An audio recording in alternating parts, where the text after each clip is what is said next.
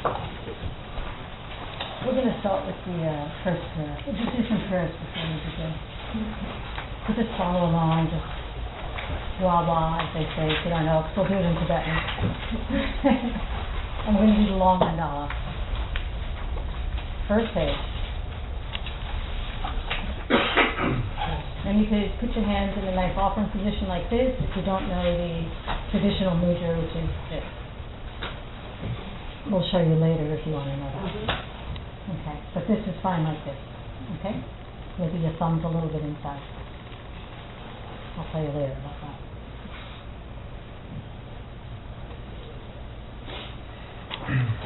Okay. Om Vajragumiya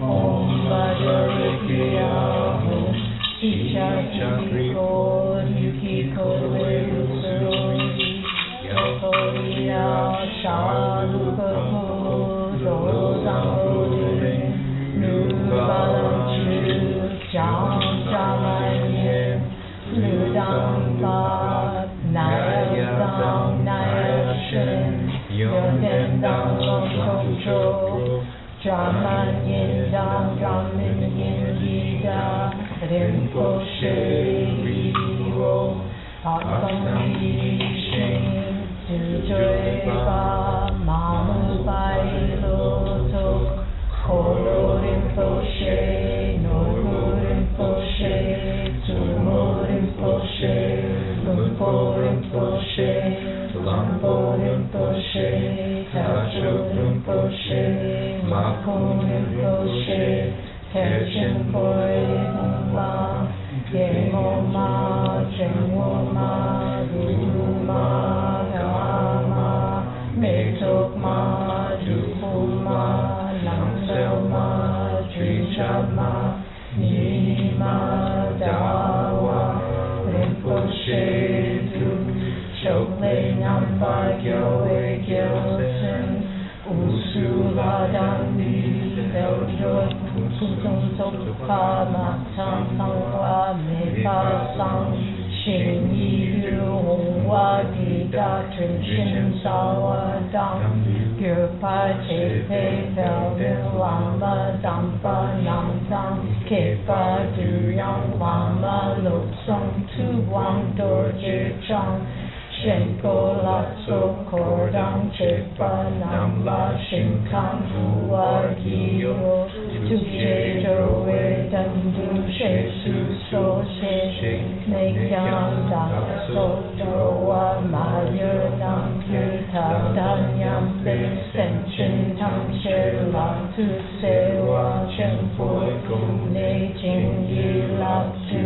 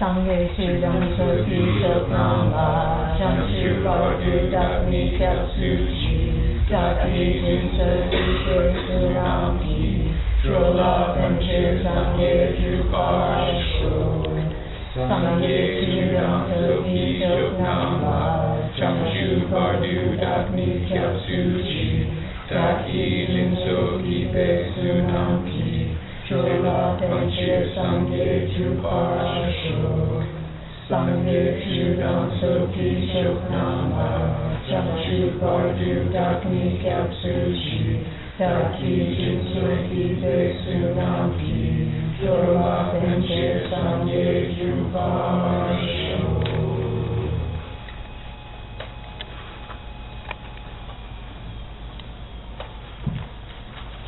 The next one will be left.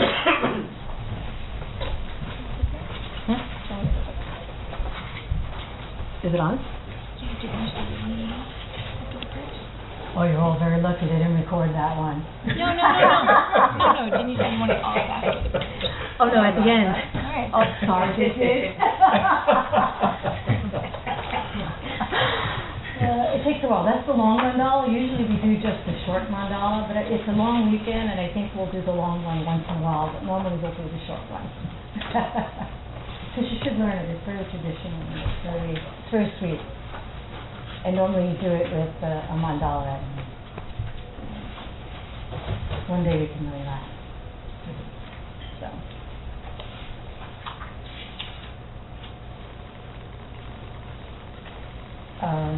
What I want you to do is, when we get to the verses and everything, prayers are in the book that you have. You'll follow along with the prayer, okay? I'm not going to write any Tibetan or anything, because it's all right in here. So hopefully you can follow along with the Tibetan. Okay? And I'm going to go through it as I've been taught it. In some parts it'll be word for word of the prayer. We'll go through the explanation. Verse by verse, word by word. And we'll be doing 2 prayers this weekend, and we're going to start with Kandam Yudama, 1,000 Angels of the Heaven of Bliss. It's a prayer on Lama devotion.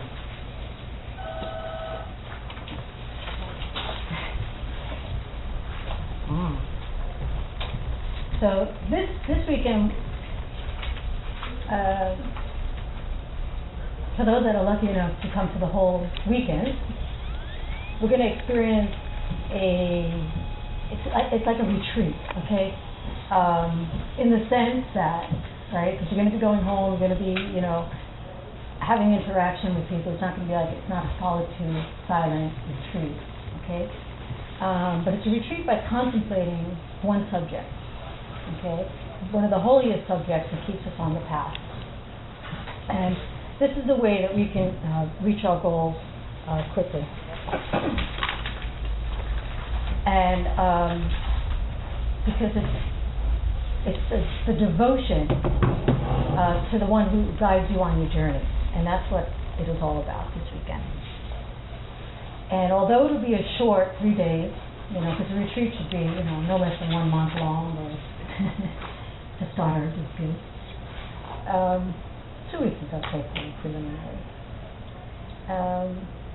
And you won't be in a totally meditative environment all day. You'll go home, sleep, like I say, and you'll, hopefully you won't carry on too many of your normal activities. Try to limit those as much as you can. As much as you can. And I want you to just keep really single-pointed on the subjects that we're going through. Even if you're doing other activities, to keep as single-pointed as you can on what we do in class. And if you keep that kind of concentration, you will feel how the intensity of studying for 3 days straight the same thing. You will feel something. Okay? Often we just go to a class even if it's once a week, right? Which is very fortunate. Even if it's just, once a week for 3 weeks, it's very hard to focus every day on teaching and to study. It's rare. You're rare to be here right now, actually, to have put that time aside to do it. Because the ability, really, the capacity, the ability to be able to stay, let's say 1 weekend, right, on one subject. Just think about it, how many thoughts and things that come to your mind in 5 minutes. On one focus, we'll give you a small taste of the possibility of what the mind can do on a longer retreat. So you should be, many of you should be studying in this way already. And if you're not doing retreats, you should be preparing your mind to do that, you know? Preparing your life to present the opportunity that you can do a retreat really soon. Okay?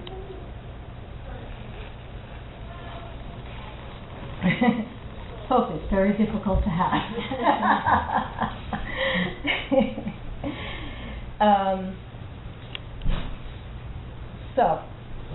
So try to also keep quiet during the break time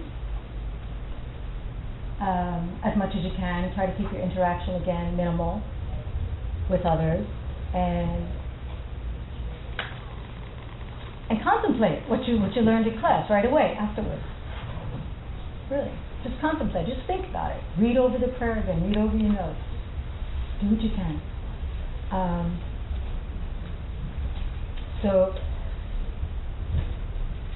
I mean, how else are you going to train your mind, you know, to subdue your mind and your actions, to actually live the teachings that you learn?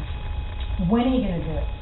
Right? We always think, we get very inspired and we want to do it, and then it's like, when do we really put the time aside to do it? I mean, I know how difficult it is. And the more you do it, then the more you don't have to do it. You know what I'm saying? It becomes a part of your life. You're just living the teaching. It won't be as much work. You know, so time is crucial, and time is a great fortune. So don't keep waiting for tomorrow. Tomorrow may never come. Right? There's no guarantee. Death is waiting, you know, but so is the Dharma. But actually, the Dharma is always ready. Are you? So the experience that you gain every time you do a retreat, when you spend single-pointed concentration on one subject of study with no other activities, you become more and more familiar with what it is that you're concentrating on the details of it, of what it makes you feel and experience. And then more and more you're going to be able to live in your daily life without being in a contemplative environment. So, and when you do retreat and those kind of inspirations come about things that you're studying, and you're able to put them into practice, there's nothing like it. There's nothing like that moment where it's like, I get it. And then you can put it right into practice right there, because you have the time set aside. You don't have to be in here in 2 hours except in your next session. It's really quite an experience that you won't experience until you put that time aside and do it. So we're going to try to get that kind of environment and feeling here as much as we can this week. And what happens is also when you spend so much time single-pointedly on one subject, other things of our life start, like, peeling away. Like you peel away the layers of your mind, and you're uncovering things in your mind that you don't know are there. So one by one, it's like the layers of your mind. So you can get to the true essence. If you can get a sliver of understanding emptiness, that's big. It's just a sliver. And you have to have enough meditation and enough concentration to see it directly. We're just asking for a piece of understanding. And to keep that thought throughout the day, it's very difficult. Very difficult. But possible. Totally possible. And you could all do it in this way. No problem.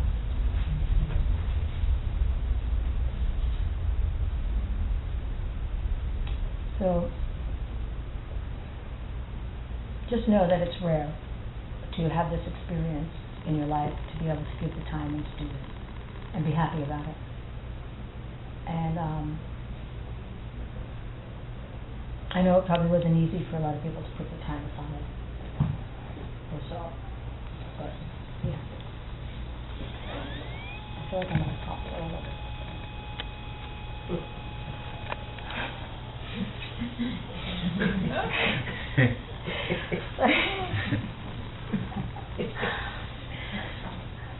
So be ready. You're going to catch him. Okay. Okay. And if you can, keep a journal or something of when you're taking your notes or when you're contemplating, keep a journal. Just write down your thoughts and your inspiration. Especially when you're on a long retreat, it's a really good thing to do. Because you'll have these thoughts and you get so inspired, and trust me, you'll forget them. You will forget them. I pray every time after the retreat that, like, one thing that I realized or that I got inspired about will stay. One, I'll take one. Because you're in for a month, 2 months or so, 3 months. And one thing, if you can get one thing to stay, it's amazing. Really is amazing. Because that's when your mind changes. Your mind only changes when you're in a deep state of meditation. So as much as you can, keep track of any inspirations you get while we're going through this. And review it over and over in your mind.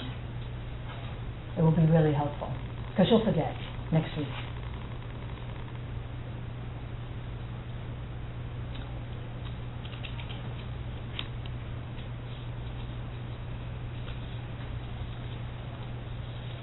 And if you open your heart to let those inspirations come, and you're doing that by staying very single-pointed in your concentration, right?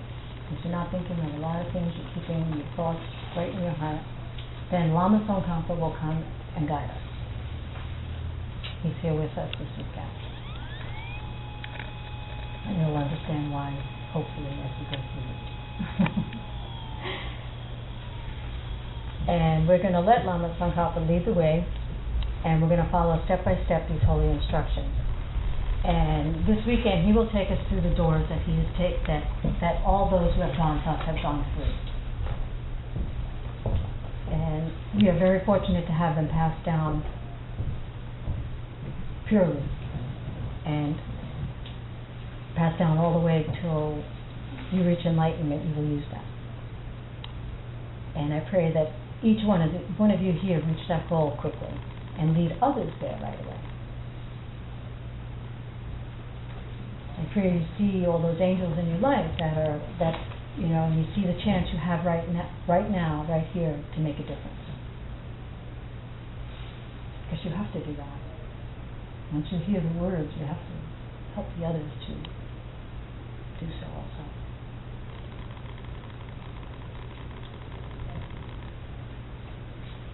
And to really feel that there are 1,000 angels around us here. And you let them guide you. And you will have a great relationship with the source of everything good in your life. And I pray that you never turn away from that. Not even for a moment, from the practice of the Guru Yoga that we'll go through.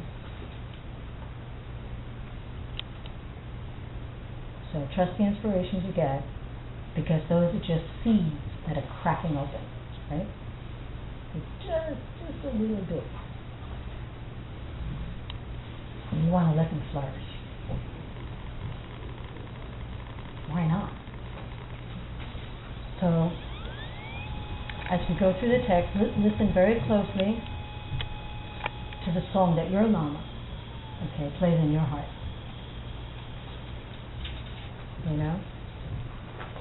Because you want to be able to touch the hand of every angel that's around you.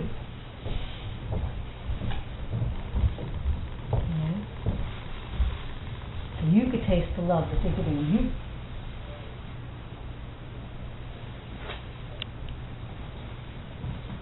It just takes a second, really, it takes a second to realize that they're right there. A second. suddenly it just shifts. You're like, oh, you were right there all the time. It's been years and years looking, they're right there. And it just takes a second to realize it when you're ready.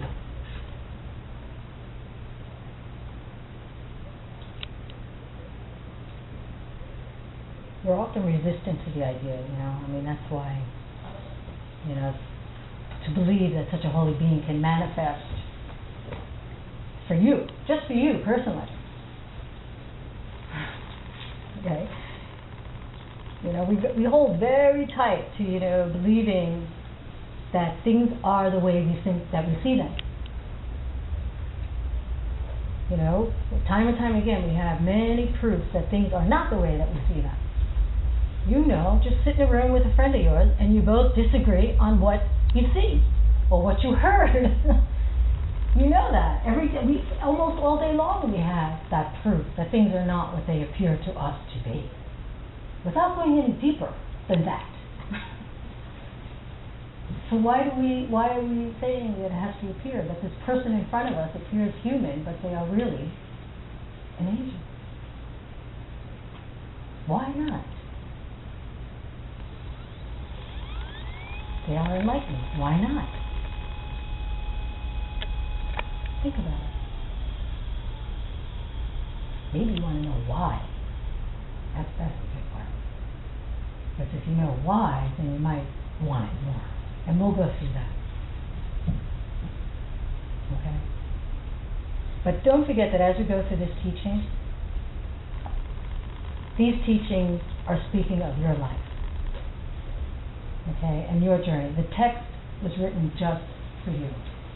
Just for you, personally. Don't think anything less than that.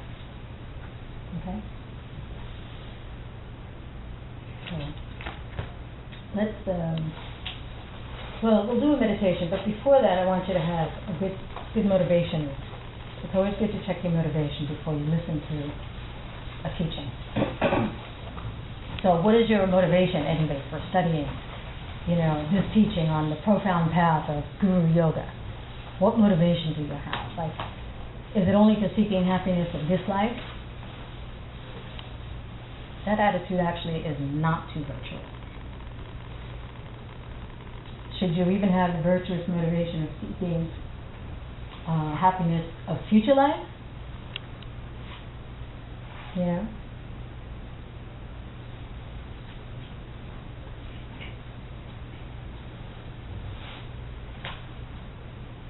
The practice of Guru Yoga, right, of the Guru entering your heart, can only be for the special motivation of bodhicitta, the benefit of every single being, for others. It's not sufficient enough to think, I myself, be liberated from the pain of this body, and what's caused by delusions and all the misperceptions, and I'm contaminated with all these crazy thoughts and disturbing thoughts and impure body. It's not enough that I should be liberated from that. I must achieve that for others. You will have happiness in this life, and you will have happiness in your future life. Why should that be your goal? Because you'll have that. If you wish for the matchless happiness of enlightenment for others, you can achieve it with this body. You will have all. But you must find somebody to guide you personally first. Daily, endlessly, painfully, painlessly.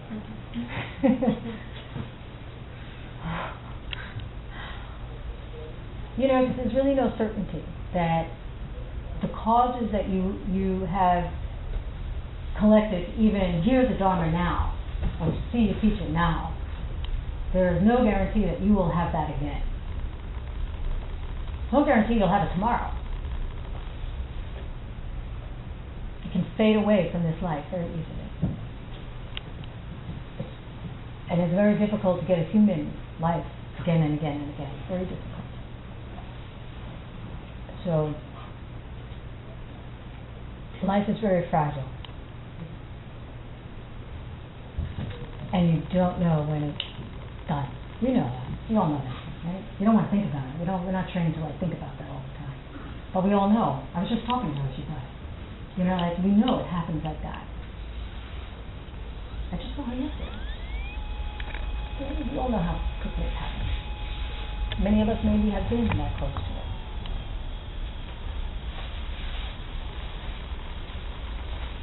So to take the essence of this body, by practicing right now on the basis of this body, to have the realization of bodhicitta, realization of emptiness, to achieve enlightenment in this life. Right? On the basis of this body right now. It can be done. You can do it.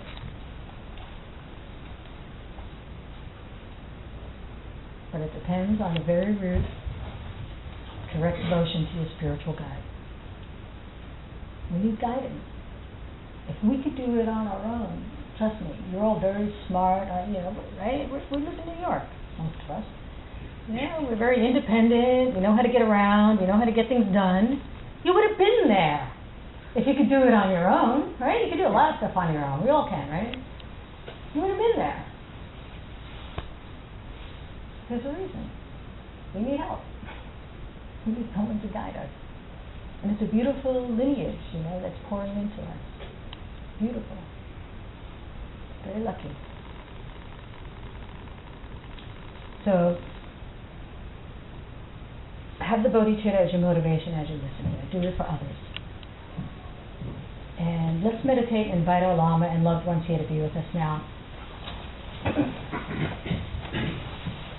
Because the success of all that wisdom of the lineage filling your mind depends on your motivation.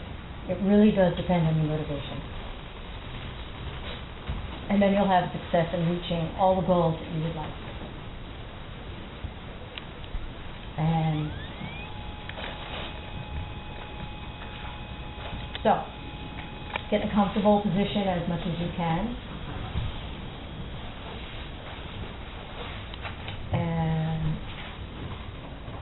And we'll just go into it. We'll just do a short one. So sit up straight. Relax your arms. You can put them down here at the side or here. Stretch arms.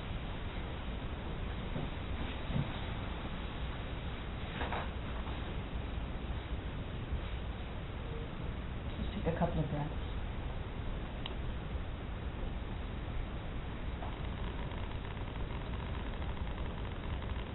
And first we're going to take refuge.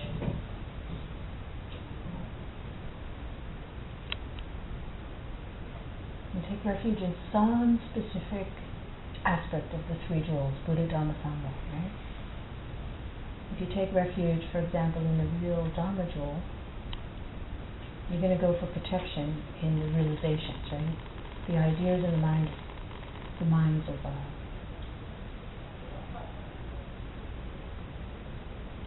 such as the direct perception of emptiness.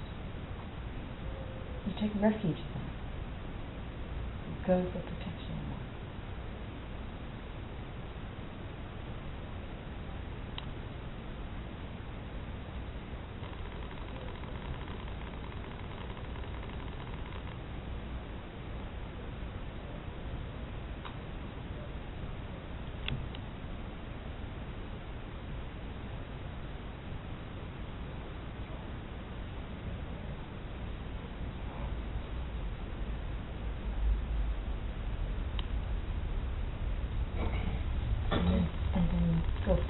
Take a mind of bodhicitta. Think about how nice it would be that you could become enlightened and really be of substantial help to others. Think about the people who don't believe that they have this ability to reach that goal, and make a wish that they could find it. And think about the possibility that you'll be able to see their sufferings dissolve, and that you will help them in a powerful way if you got enlightened. Just make a prayer to that in your mind.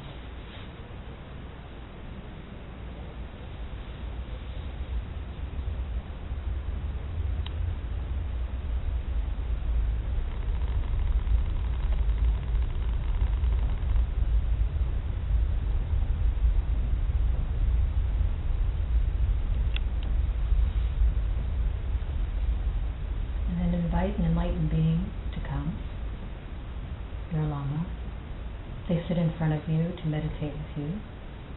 And try very hard to picture what this enlightened being looks like. I mean, you know them. If you don't have a particular personal lama, then create them. Picture it in your mind. Focus on their eyes especially, how their eyes might be different than other eyes, the way that they move their eyes. What would their eyes look at in this room? You.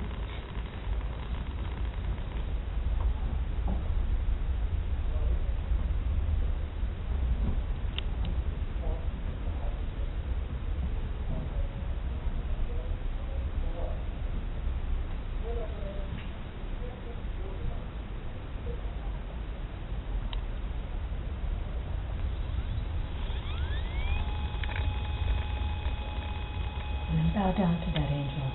Make some kind of gesture. Visualize it in your mind. A gesture of reverence. Thinking what they teach you personally. What quality of theirs that they teach you just by demonstrating it to you. How their kindness is greater than any other kindness.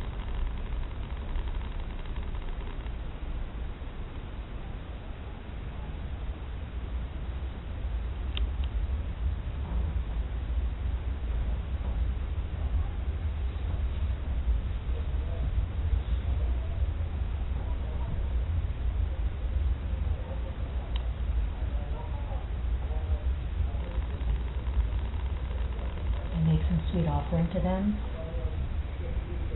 Take the whole sky and fill it up with beautiful flowers, fragrant, colorful. Always the highest offering is your own practice.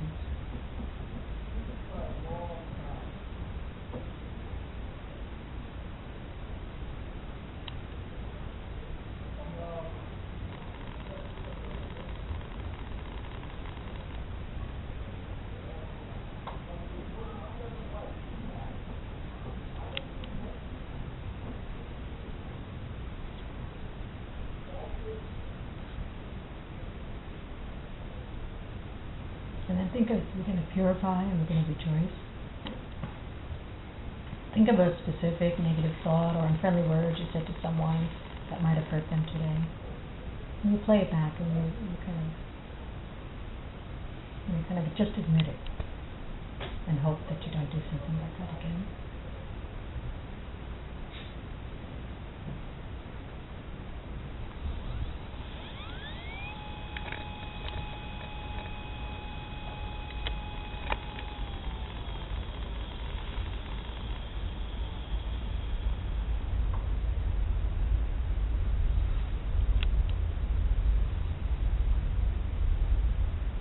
Be happy about something, some good positive energy of something that you've done.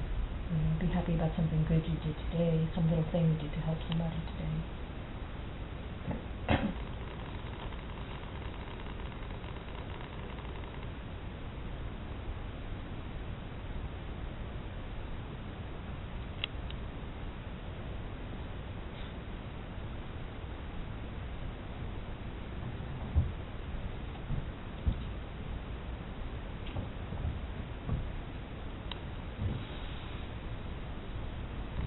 And then request some kind of blessing to understand the prayers that we will study from the Holy Being that is in front of you.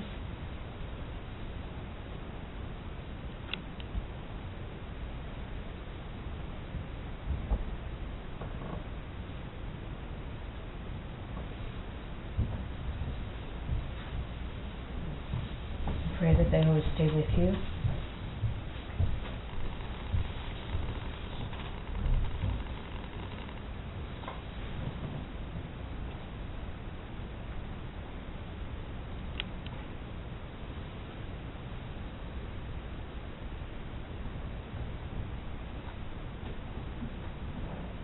Usually at this point you would have them dissolve into your heart, but we're going to keep them right there in front of you while we receive the teaching. So they're with you. Right here. Okay?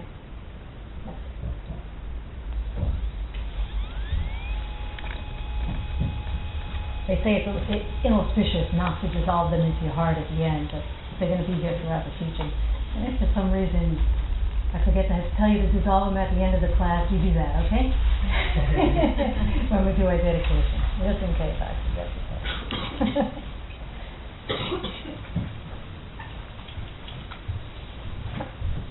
Okay, so you can open your book.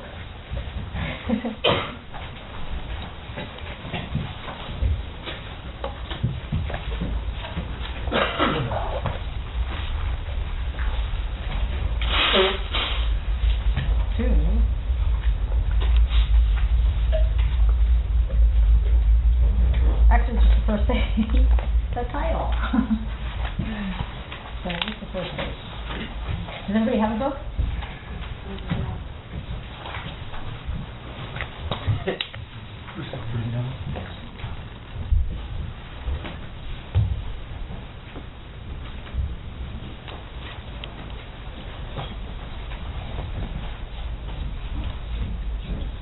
Say lama. Neljord. Gandin. Segyama.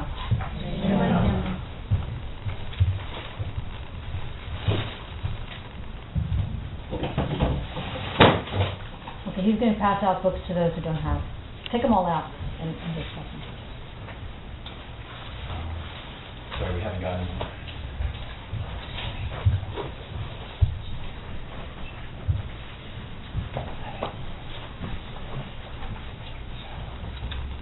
Good. Lama Neljord Gandin Nirgama. Shukso. On the Tibetan here, it just says Gandin Nirgama.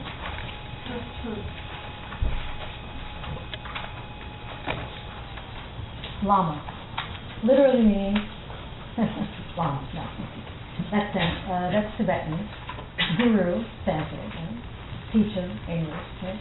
But you can say lama. Lama in Sanskrit actually comes from the root meaning very heavy, a very heavy being. Translated in Tibetan, they use the word for a very high being. And as I was saying before, a lama is necessary, right? To think that you can do it on your own is the same as thinking you can do any skill without a teacher. I mean, just on that level, right? You know, without some kind of personal instruction, even if it appears you're kind of natural at something, you know, that some things come easier for others than others, you wonder, why is that? Where did that even come from? Maybe it's from the teacher you had many times ago. It is probably because of that. If you believe in past lives, then it is probably because you had a teacher in that another life. Okay. Neljord is yoga. Means yoga. So, Guru Yoga, Lama Yoga. Guru Yoga is really, because those are the two Sanskrit words that we would say. It's a high practice.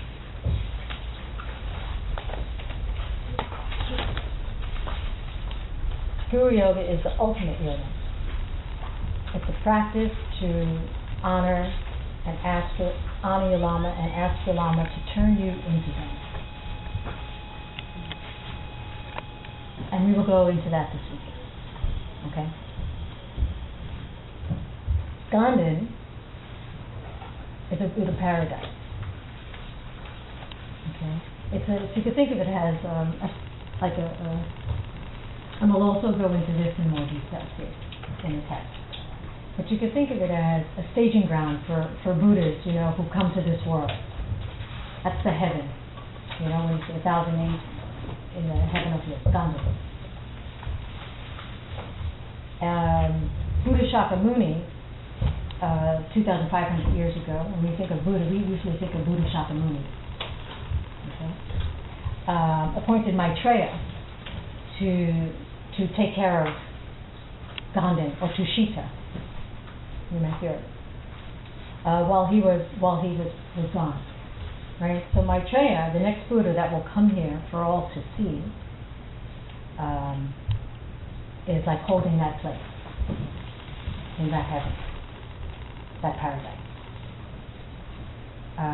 When Maitreya comes, he'll be coming from God. And you're inviting Je Tsongkapa and his 2 disciples to come from the heart of Maitreya. That would be the picture that you have in your text. Anyway, you can meditate on that later. Hua is going to have 2 different meanings. It's a very, it could be a very powerful, what we call a worldly God. But that is someone who is not enlightened. That is a being who is still suffering.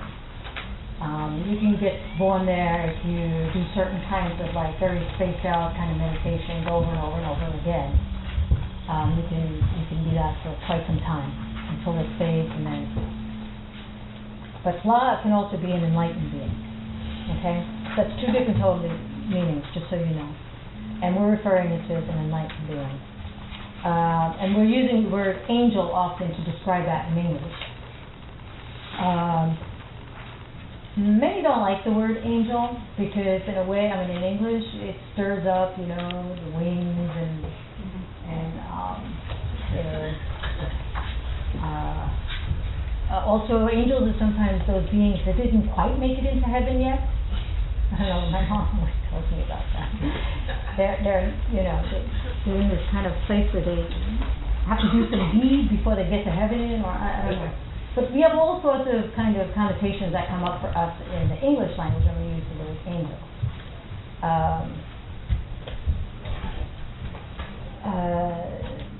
But you know, there really isn't a better word in English to say. We can go on saying it's an enlightened being, but then even that, the word enlightened, I mean, you could say, I had an enlightened thought today, in English, right? Which doesn't mean you were enlightened, right? That you have now a body of light and you can serve and see, you know, beings in all 3 times. You know, it doesn't mean that. It just means there was some kind of, revelation or something? I don't know, what's the, you know?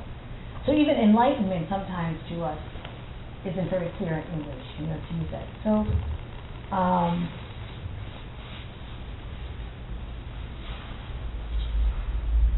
so with the idea of, you know, with that in mind, don't get too concerned about the word. Okay? You'll know when you meet an angel, you know what I mean? And you'll know when you become one, and then at that time you can tell us what you should call it. Don't worry about the word. If I fluctuate between enlightened being, angel, and this and that, and you hear these kind of translations, or you have to know what it means, really, and what the feeling will be, and just know that you will be one. If you want wings, you can have them. Nobody will see them anyway. Anyway, the yama, ya actually means 100. And most commentaries are very careful to say it's a word for a lot. It's a word that in Tibetan they use for a lot. So you could translate it as a zillion, a million, 1,000, or whatever. It has to be a word that gives a feeling of a lot. So that's with 1,000 angels of the Heaven of Bliss.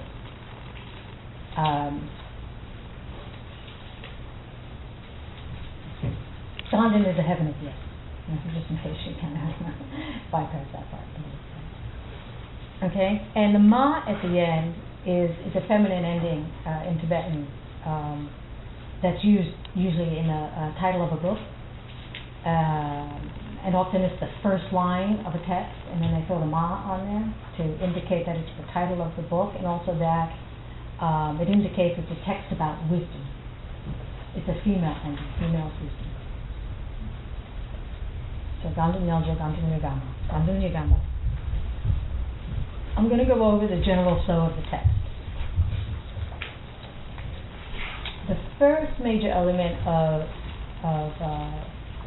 practice is the 7-part practice, the 7-limb practice with the lama. And then next you invite the lama to be seated in front of you and then upon your head, and you recite the mantra of Je Tsongkapa. Then you invite your lama to your heart, and you pray to become one with them. And then finally you close with prayers to be forever taken into their care. So that's general, and we're going to break it down. So after, when you, how do you say?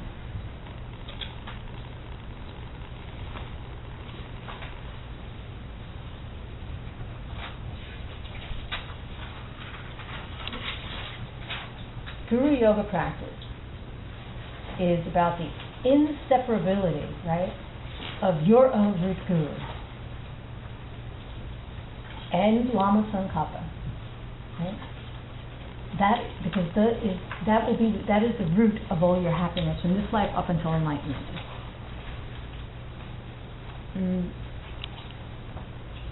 The Guru Yoga that we will talk about it will cause all the teachings that you've ever heard,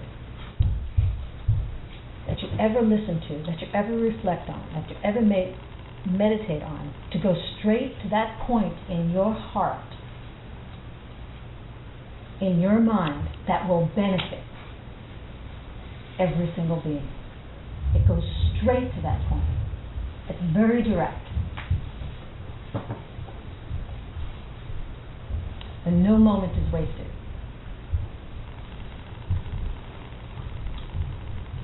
So you can think of Guru Yoga as a practice that directs your mind, so that listening is not outer listening. It's not just listening. Okay? When you're reflecting on the teaching, it's not like just reflecting on your notes, something on the outside. It becomes an inner reflection.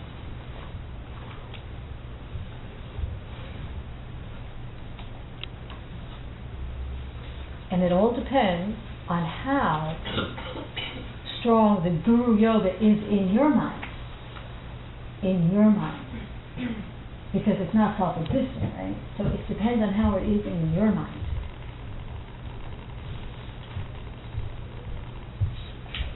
And once you take that as the essence of your practice, fewer difficulties will arise in your practice, in your life.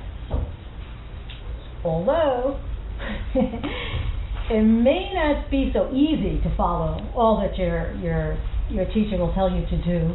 They will find the things that are most difficult for you. But that's different than obstacle to your practice. You see? That's a challenge. It's not an obstacle.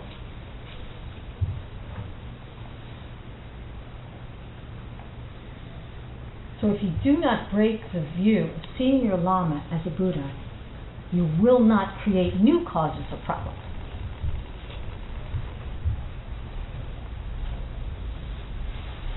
So you might wonder, okay, then why? I mean, you have to have a reason, right? Why should we regard our Lama as a Buddha?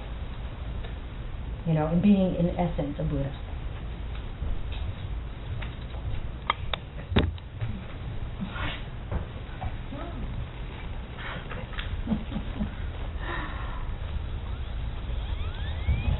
Why not? That's what I ask. Why not? You always look at that, right? I gotta tell me why. You're always like, why? Why should we do that? Why not?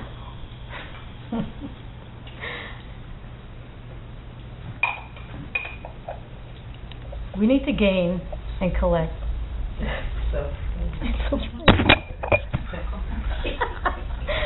Yeah. All right. Like a boat.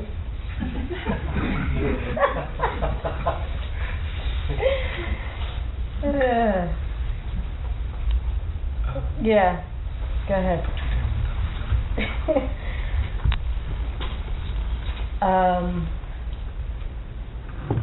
We need to gain a lot of merit, a lot of goodness. because we don't want to lose things.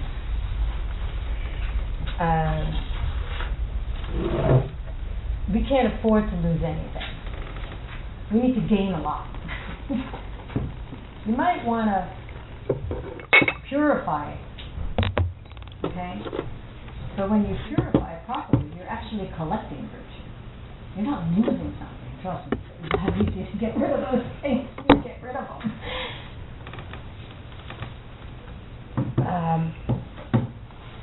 But we want to gain.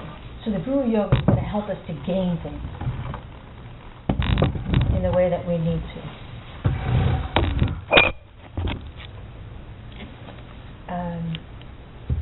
So, even if you're a virtuous, holy, enlightened teacher, that's what comes up there.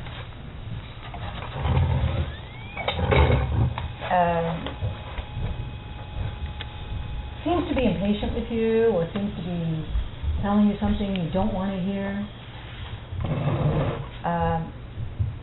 If you regard them as being, in essence, Manjushri, Tara, Maitreya Buddha, you will receive the blessing of that being. If you perceive them as this impatient, someone yelling at you person, then that's what you'll get.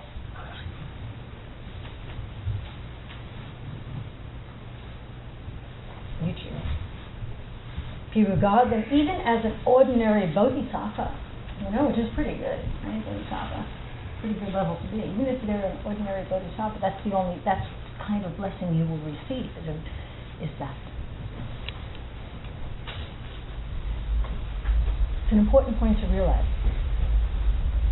And it comes at the very beginning of Guru devotion, meditation, right? The method to see the essence of the Guru as being a Buddha.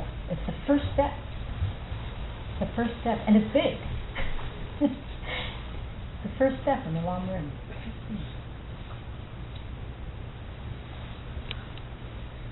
Because of your perception, it's because of how you see things, that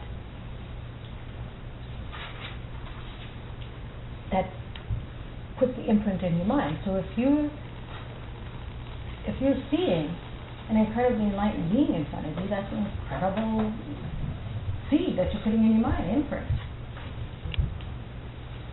I mean, so why not? It's a tremendous imprint. I mean, you have to start somewhere. And who's to say they are not? I mean, your friend is, right? That person that you're always disagreeing with, the one that proves that what you see is not as it appears, right? They'll tell you it's not true.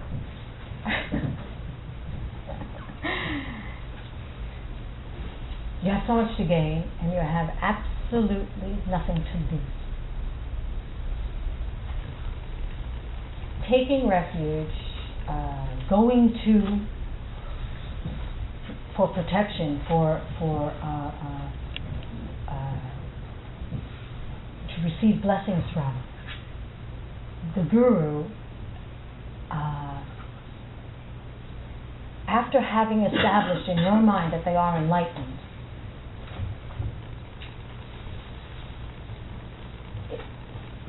is one of the biggest, holiest imprints that you can have in your mind. To do it with that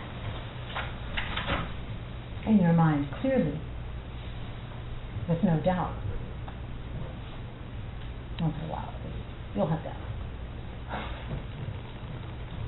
We'll get into why later. But otherwise, the Guru is just merely somebody who you just get some words from, you just get a teaching from. And we have teachers like that for certain things, and you'll benefit. You'll benefit. You will. But what's your goal here? You have a big goal, We don't have a lot of time. We have a big goal, so we kind of want to move it fast. This is what will move your practice fast. This is what will get you there in this life. We want to cut through. We want the fast way. Oh, we live in New York. We want to get it done now.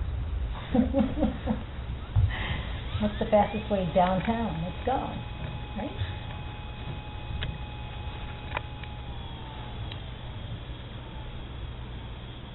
That's the first step. The Guru is the Buddha. In the prayer Gandha Nigama, the first line, the visualization starts. Okay? Before even doing the prayer, you should do in your mind like the 6 preliminaries and your kind of preliminaries to your meditation. You should have some kind of a method to do that. I'll go through them just to give you a little. But this prayer itself is the ultimate 7-limb puja, the ultimate 7-limb practice. Yunla Duma. It's an ancient practice. It started with Lord Buddha. It is in the Kangyur. And you should be doing it every day before your meditation anyhow. The first 5 or 10 minutes or so of your meditation. If you're not doing it, you should be doing it. And this is the classic text for that. And it should be fun, and it actually triggers a good meditation.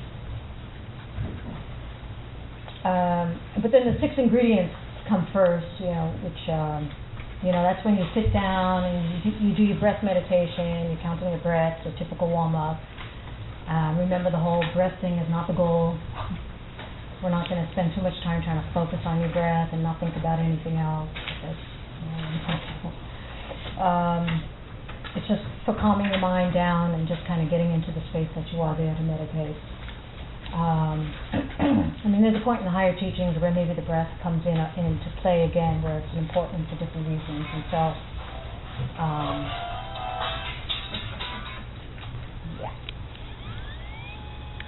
and then you do the 7 limbs, which come in this prayer, right? Not in this prayer, in the 6 preliminaries. It's the 5th. So let's just go through the 6 to remind you, those who don't know them or those who, right. You kind of create your environment. Number 1, you create the environment where you're going to meditate, right? You clean space, you do your altar, you fix it up, right? Whatever it is for you, you fluff up your cushions. You put down nice little, things to sit on. It's good to clear the space, actually. But if you're going to need an hour to clean the room, you got to kind of work on that. I don't know if you want to do be realistic. Maybe throw some sheets over everything that's in there. I don't know. We live in New York. You might have, like a 1-room place where it's hard to, figure it out what you need to do to set a nice, clear space. I'll do that in retreat sometimes, actually put cloths over certain things. That's good. This is a distraction. Anyway, so you set forth all the offerings, is the second one. We'll go through them later, actually, specifically. And you go for refuge. And bodhicitta, thinking that you do it for others. And then you visualize the lamas and the merit field, or your lama, or thousands of them, or whichever practice you're doing at the time. That is your garden for collecting, good virtue. And then to gather even more good energy, you have to rejoice and purify. And this is the 5th, and this is where the 7-limb practice comes in. This is the good old Galupa list. You all know, if any of you haven't experienced the Galupa list, it's 7 of the 5 of the 7 of the 10 kind of thing. That's how we are taught in the monastery. So you get used to it. And so the 7-limb practice is of the 5th of the 6th. And then the 6th one is just requesting the blessings of the Holy Guru.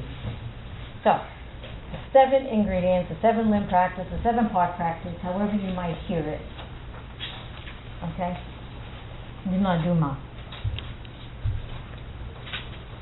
Chakso wa dang chu chang ching shakka dang jesu yirang kushin su la yi dewa chukse dang ki daki chi sapa tamshi daki jangsu shi nyao.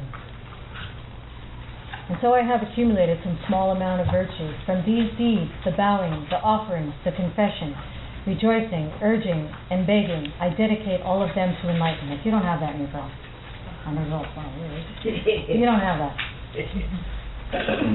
That's the prayer of 7 limb practice. So,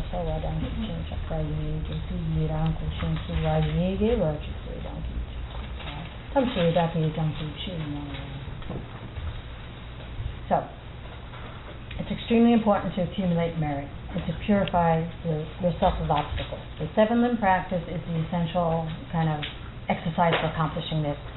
And you should do it in action and in thought at all stages of your spiritual development. If you do this practice directly to your root lama, if you have the great fortune, it's very powerful. Every time you see them, every time before your meditation practice, every time before you study.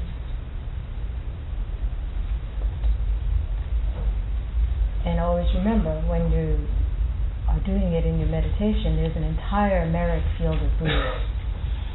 And gurus in front of you, If you think of it as many atoms as there are, that's as many Buddhas are in this space. Countless.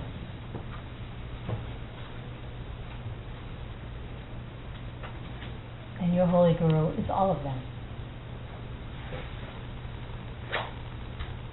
So that's all you have to visualize. But know that they are all of them, you see?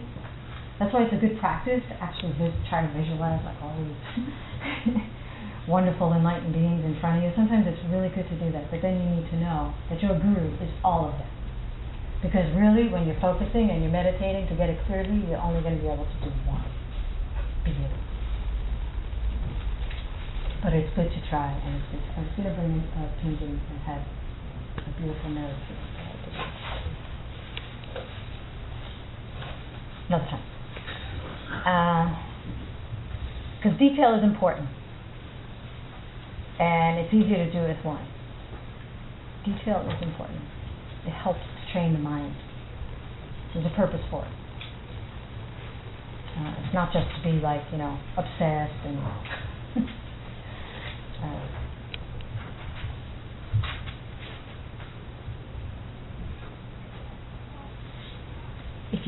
if you have a root lama, you visualize them. If you don't,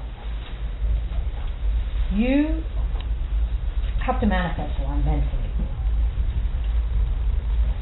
by just closing your eyes, and you make them. Okay? That causes them to come. Why? Because everything comes to your mind as you put the parts and the pieces together of an object. You create them. If you think of anything long enough, you create enough seeds in your mind and it will come to you.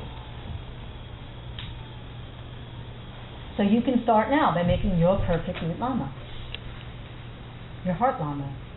If you have one, you use them. If you don't, you try to invent the purest, holiest, most beautiful being you can imagine. And they will come. They will come like that. So be careful in the visualization, because you will find one, as you see them. So the 7-part practice, we're going to go through. I'm going to go through it. I want to go through it so you can have it really nice and clear in your mind. And then when we get to the prayer, we don't have to go through the details of what it means. We'll just go through the visualizations that are there and some other. We'll talk about other points of that practice. So first, I'm going to give it to you just straight out, okay? And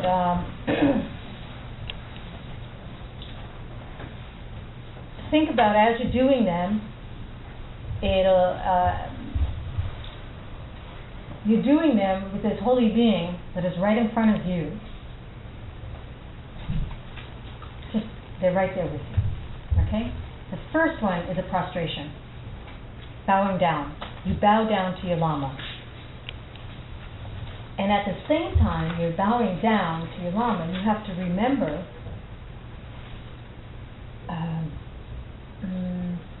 at least one good quality that they have. Start there, okay? One good thing that they said to you directly, something that was a perfect teaching for you directly. Think of that. as you're doing the physical bowing down, you have to be thinking of their good qualities. And it's the good qualities in three forms, right? Body, speech, mind. So,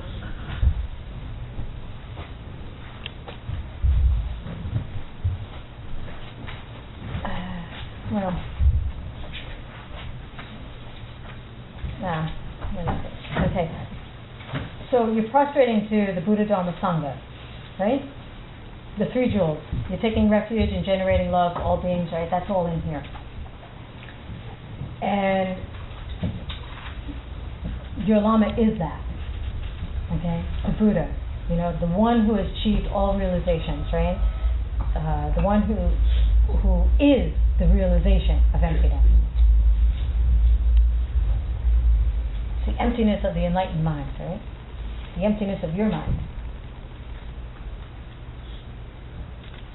The Buddha, Dharma, the direct perception of emptiness. They have achieved that. You are bowing down into the direct perception of emptiness. All the teachings realized. Each and every word spoken, you know, fills the mountains, you know, which appear as lapis lazuli. You know, I mean, when you visualize, you want to just, you know, go as far as your mind can go, you know, with the holy words inscribed in gold.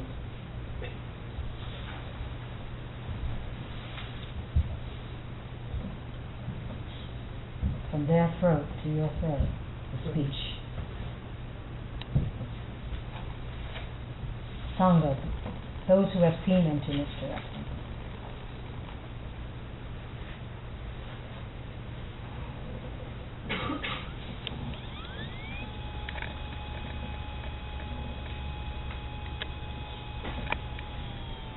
This is what is able to protect you from any pain that you have.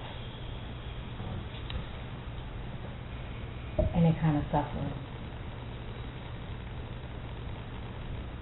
Is your understanding of emptiness. And that's what you're prostrating to. That which will get you out of any discomfort you have in this life, and further and more.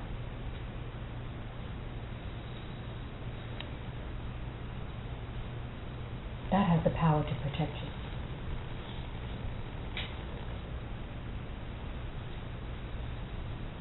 So no matter, you're thinking, no matter what I have to do, I will reach that as my Guru has.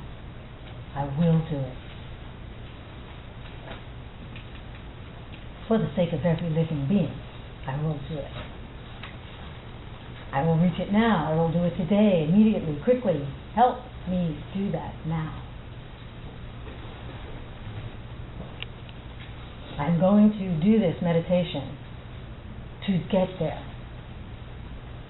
using the deepest path of all, you know, which is the yoga of my lama, my divine angel. You have to have that much reverence to each tool. That's the prostration.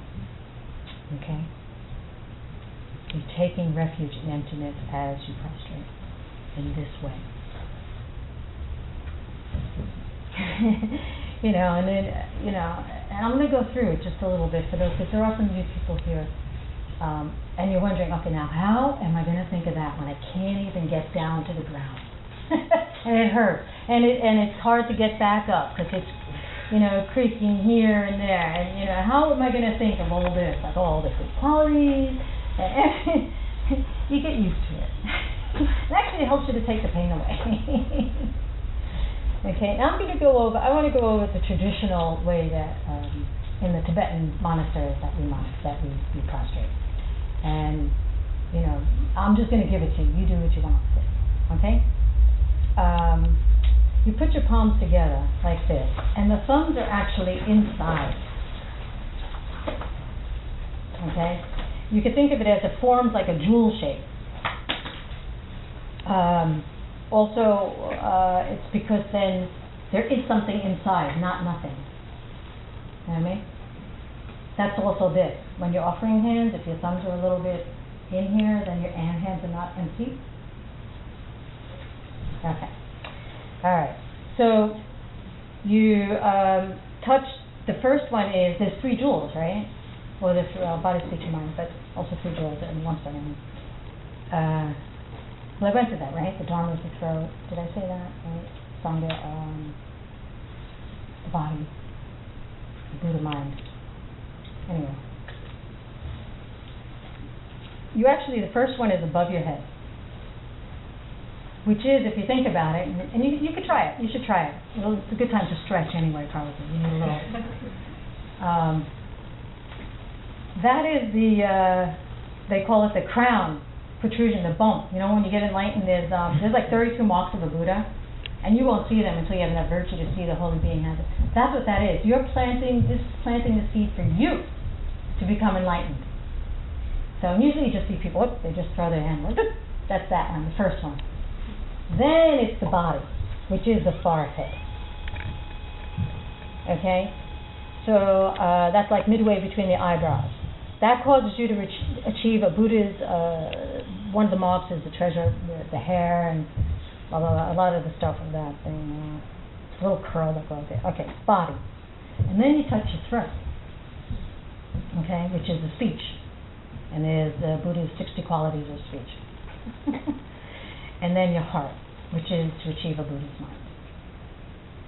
Okay. All that while you're thinking of all those other things, right? And then you'll see people go, you'll develop your own. So it's here, here, here, and here. Okay. And then you got to go down. Right? So, how do I want to say? Right after your hands touch the ground, you have to rise up quickly. Okay?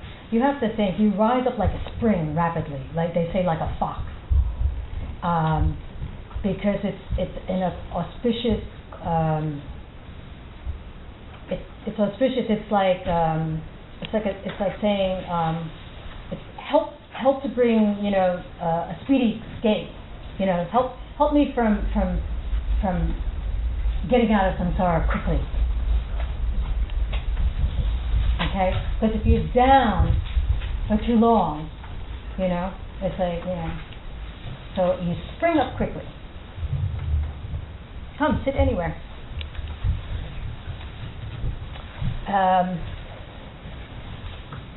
So I kind of want somebody to do it just for fun, to demonstrate it. Who does a good one?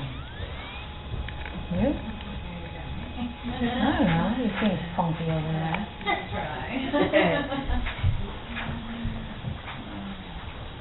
So now you got to get the qualities I just said. You got to make sure you do it right. Okay, now do one before you do it. Now your hands when they go on the ground have to be flat. Okay. No curling, no fin. Okay. All right.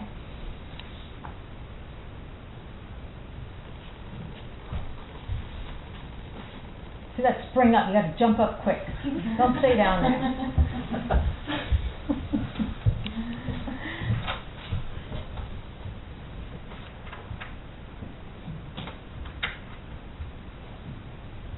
Good. Okay. Thank you. Thank you. Some people do prostration retreats.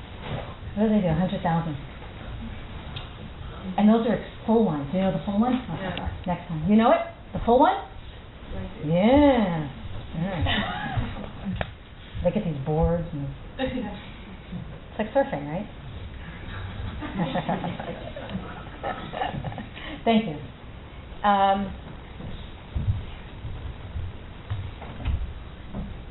Okay.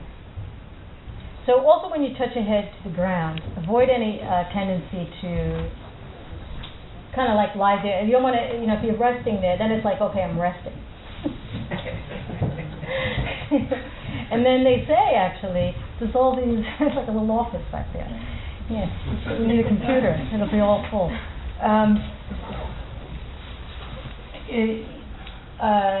If you stay too far on the ground, I mean, you can take this however you want, okay? For too long, then you have a rebirth as one of those creepy crawly animals on the ground. But enough to scare you. No, that's what they say in the scripture. Or you'll have this, also an animal or something that has the body bent over, that doesn't stand up straight for I don't know. I'm just telling you what it has been said in the scripture. But, when you think about it, it's what's in your mind at the time.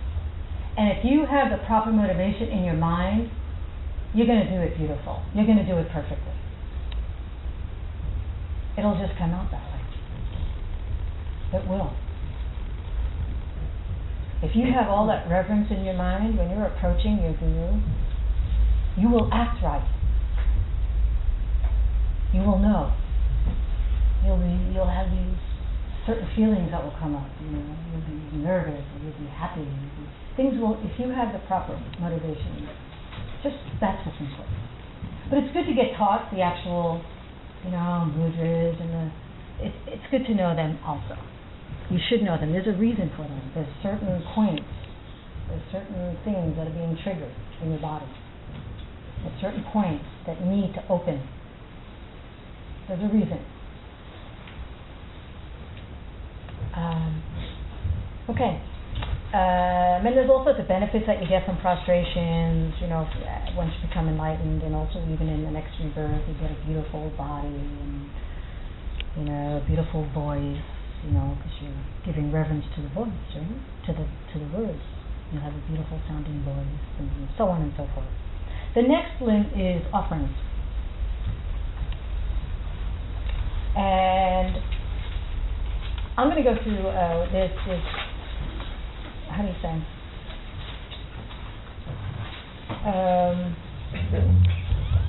The best thing to offer, before I say anything else, the best thing to offer is your practice. Always, always, always. It's the highest thing, it's the best thing. But there are also these traditional offerings that we do. And they are offerings to the six senses. And you have to know whatever you offer is generating bliss in the guru that you're offering it to. And you must give them something that you like. You can imagine that they like, but it must be that you like. If you think, oh, it's okay, it's not going to, it's the best I could do. Then that's the blessing you're going to get, right? Like we just spoke about. You must think it's the best thing ever. Trust me. I mean, my lamas, they used to have a box. They still do. It's a box in the bathroom where many of the offerings go into. And then they generate it for good purposes. They give it away for really beautiful reasons. Kind of rotates. The offerings rotate.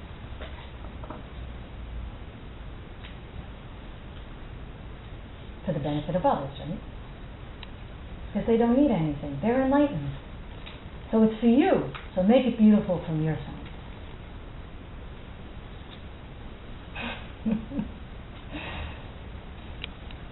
He gave away all that stuff in the box. Were you there? Before he went into retreat. I was there in the class with the people. He gave us back a lot of offerings over the years. It was quite funny. And then you see one that you did, and you're like, I still know who has one that I did.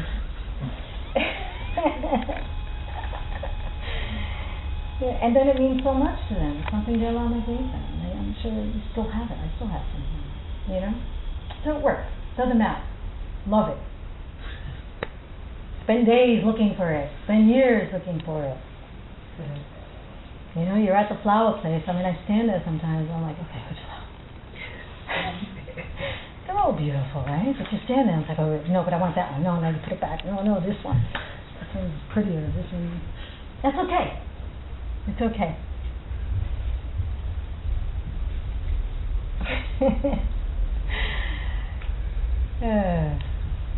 You're accumulating virtue through this perfection of giving. Okay? And then, if you're offering, this is really cool, if you're offering your practice, which is the highest object to offer, right? You're thinking of something that something of how you carried out the teachings, right? Something that you did as they instructed you to do. You offer them this object, this beautiful object, but you're thinking, this represents this of my practice. You give your practice a shape. You see? You see your practice in the shape of this cup as you give it to them.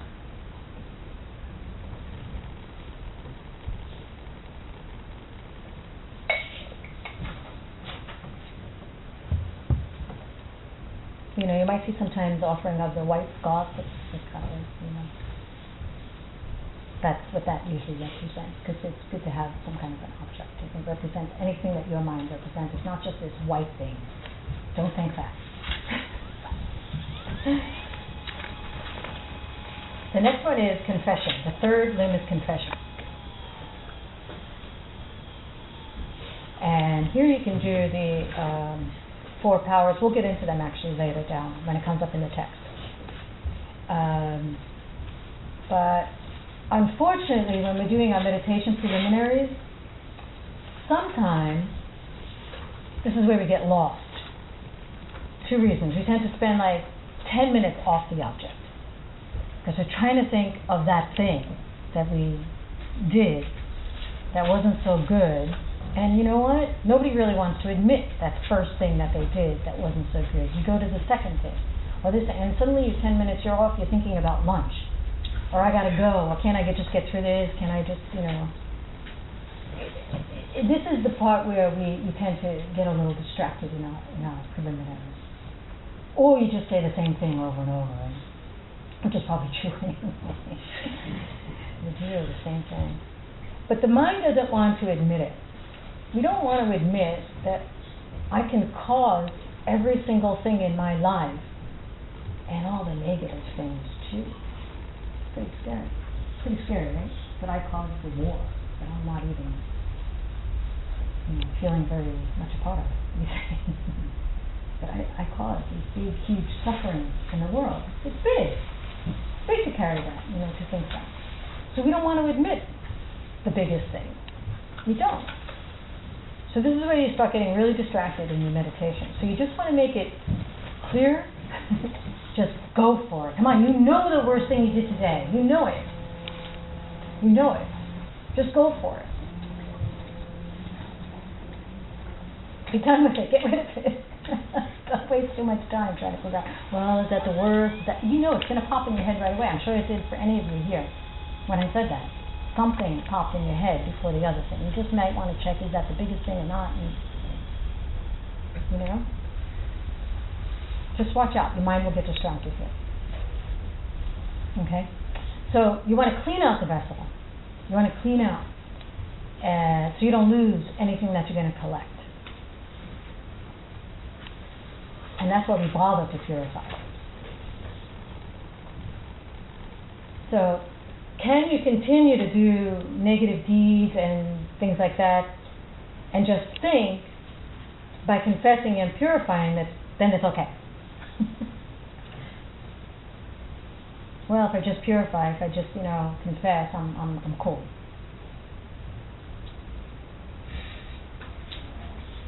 Is someone going to wave their hand magically and say, all that stuff you did is gone? Wouldn't that be cool? Doesn't happen that way. Come on, all those compassionate beings out there, they would have done it already for us. Nobody wants to see us fumble and continually do that same thing over and over. You don't want to see that.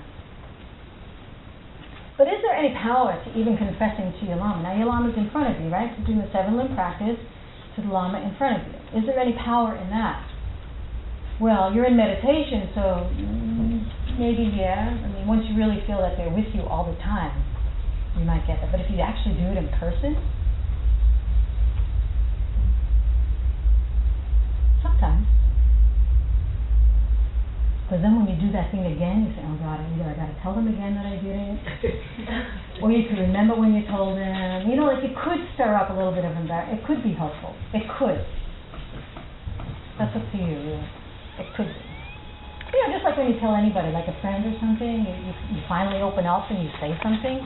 If you were to do that same thing again, and you got to go through again what you went through when you told them, you might not do it. Right? Kids are good at that, right? Once a kid knows they get in trouble, right? You think, oh, I got in so much trouble, right, Fred? Right? You get just like, I'm not going to do that again because I don't want to get in trouble. Or, what did we do? We did it and we just didn't tell him. We just started lying and lying and lying, right?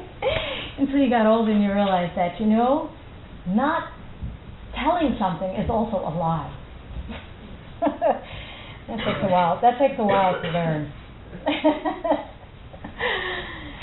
Yeah. Anyway.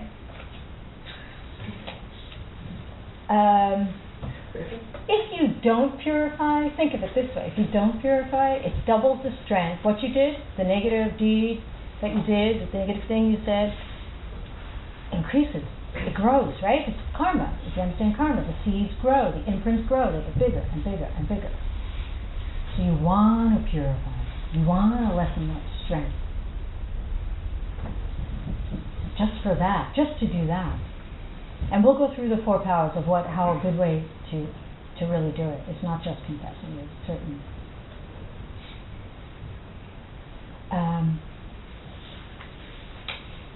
So just think, for the extent to which you purify is going to be determined by the intensity of your motivation of why you're even doing it. Okay. And then the next one is rejoicing. And now you have to give equal time, they say, to rejoicing and confessing. Don't spend getting lost 10 minutes of saying how terrible you are, and then have 1 second of saying, well, but I did pick up that piece of paper. And then be like that. You want to rejoice about something good that you did. And be really happy about it. Really happy. And don't move forward until you're really happy about it. I think we're easier drawn to the whole guilt thing than we are to being a little bit more rejoiceful. Be happy about the little thing. The paper's good. Pick up the paper. It's good. I'm not saying that's a bad thing. Just don't brush it off. It's like, that's a good thing. Very good thing. Making your paradise. Think big. Not just a piece of paper. And you can also rejoice in the things of others. Now you can't confess for others, but you can rejoice for others. Because then you'll be on another 15 minutes complaining about what somebody else did. But you can rejoice about the good things that other people did. Okay? You get 10%, they say, of the virtue. It's a really good practice, too, to really be happy about the good things that other people did. Really good practice. It means a lot. The 5th one is urging. And here's where you're requesting your lama to turn the wheel of Dharma. You're urging them to teach. And because of this kind of urging and supplication, the teaching will happen. It is because of this, of you asking for the teaching. Somewhere you all ask for this teaching. You may be more conscious of it or not. You have asked for it. Yes. You have to, I would say, you have to suck the teachings out of your teacher. You have to actively, get them. So be specific what you ask for. If there's something you really want, to know, keep asking for it again and again and again. And sometimes you don't know what it is that you want, but the way of kind of unfolding that is you should be going to your teacher and telling them what you've practiced, telling them how you've studied what they've taught you. Then they can kind of see that, they're ready to move to the next level. You're pulling it out in that way. you let them know that you've completed what they advised you to do. You demonstrate in some way what you have learned. And this shows them that you're ready. It urges them to teach you. You present any understanding, any realization that you've had, whether it's right or wrong, it doesn't matter. You don't think that. And then it will pour. The wisdom will pour from the Guru to you. Properly, you get down on your right knee, you clasp your hands at your heart, and you beg for a teaching. That's like the physical prostration, right? Properly, that's how you would do it. Head bowed down. And you ask 3 times, and again, they say no, and then you go back, yes again, no. I always say, what the heck, that's for. Just do it. This is how you keep the teachings in the world. So you are doing it for others. You think, what can I do with those teachings? That's urging them to teach you.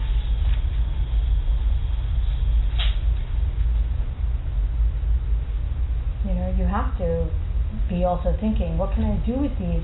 Am I going to be just selfish and just, gain all this wisdom and stuff like that? And then I got to share it with somebody. And you'll know when the right time is. You'll just do it in the one thing you say, or you'll do it in different ways. And then the 6th one is begging. You thought that was begging.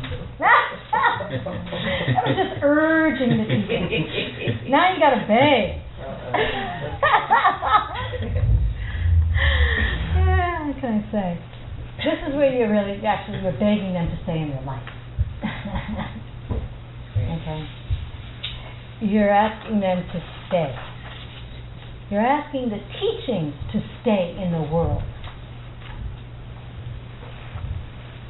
Even if their body has appeared to pass on, they are always very much available to you. They never leave you if you beg them to stay with you.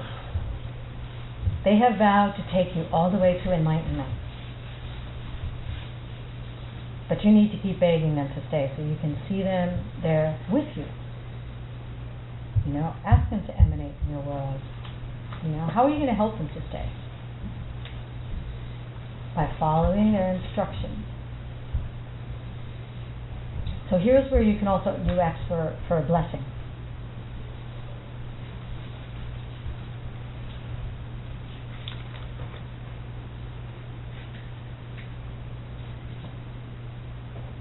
I'm just going to do a quick little meditation. Just think for a minute. Close your eyes. And we have that holy being in front of us. And remember and visualize them in front of you. And a white light comes out from the root lama's forehead. And it goes to your forehead. A white light. And this is a blessing about serving your lama physically. The light comes from their forehead, white light to yours. And then a red light comes out of their throat and touches your throat.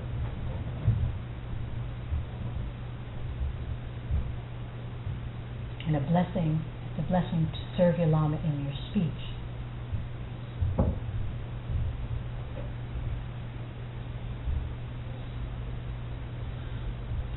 And then a dark blue light comes out of their heart and touches your heart. And that's a blessing to serve your lama in your thoughts.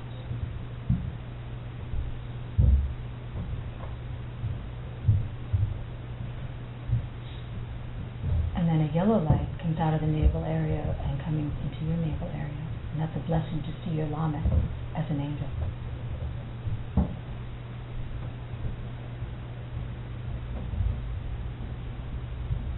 And then a green light from the lowest point of their spine comes to you, and that's a blessing to become the angel yourself.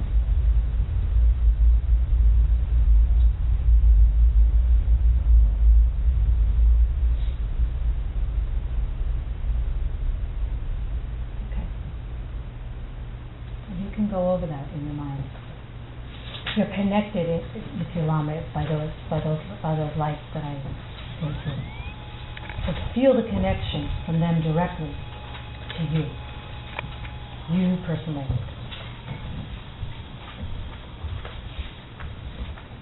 And then at that point in the 7-limb practice, the lama would rise and turn around, come to the top of your head, shrink down. I don't know, some of you are familiar with this, some maybe not. They get smaller and smaller, and then they drop down through your central channel, like through an elevator shaft, right? Gets as tiny as like a sesame seed or a mustard seed, but like in a crystal globe inside your heart. And then anytime throughout the day that you need any help, or things aren't going so well, or you feel stressed or getting a mental affliction, they're right there. But it's really good, as much as you can, to get them to be small. It's a certain mental exercise. Can you repeat that? Which part? The light in which part of the body? White forehead, red throat, dark blue heart, yellow navel, and green light at the lowest point of your spine. The secret place, we call it. White, red, dark blue, heart. Yellow, then green. And there's certain syllables, blah, blah, blah, and all that, but that's, okay. Good, very good. And then know when they're in your heart there, that they are very, very happy with you. Just you trying, just you being you and applying whatever teachings you can. They're very happy with that. They might not let you know that. They might give you a hard time and all that, but that's a good sign. Okay, and then the 7th step is dedication. You give it all away. Any kind of virtue you collected from doing this 7-limb practice, you just give it away. So it may serve many, many people. Okay? So the essence of a dedication, of course, is a mental action. It's a mental giving it away. And the dedication kind of determines whether or not the virtuous act yields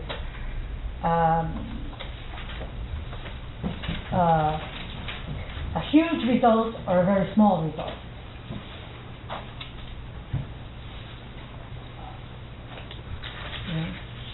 You're giving it. You're doing it for others.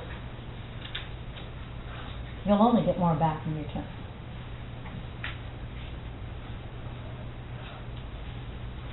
Okay, so just in general, there's one more thing I want to go over before we go straight into the verses.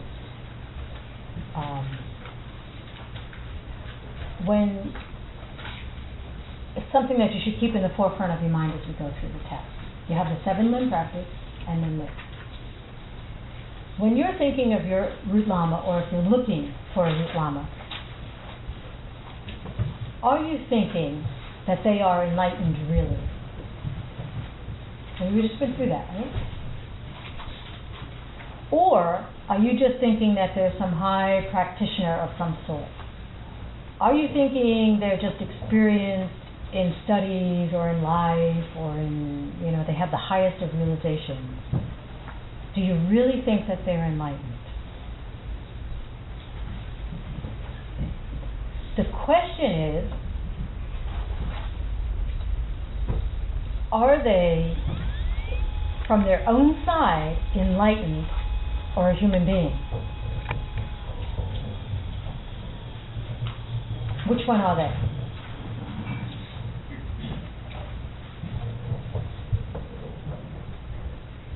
I mean, we just went through how you must see them as Buddha. You must see them as that.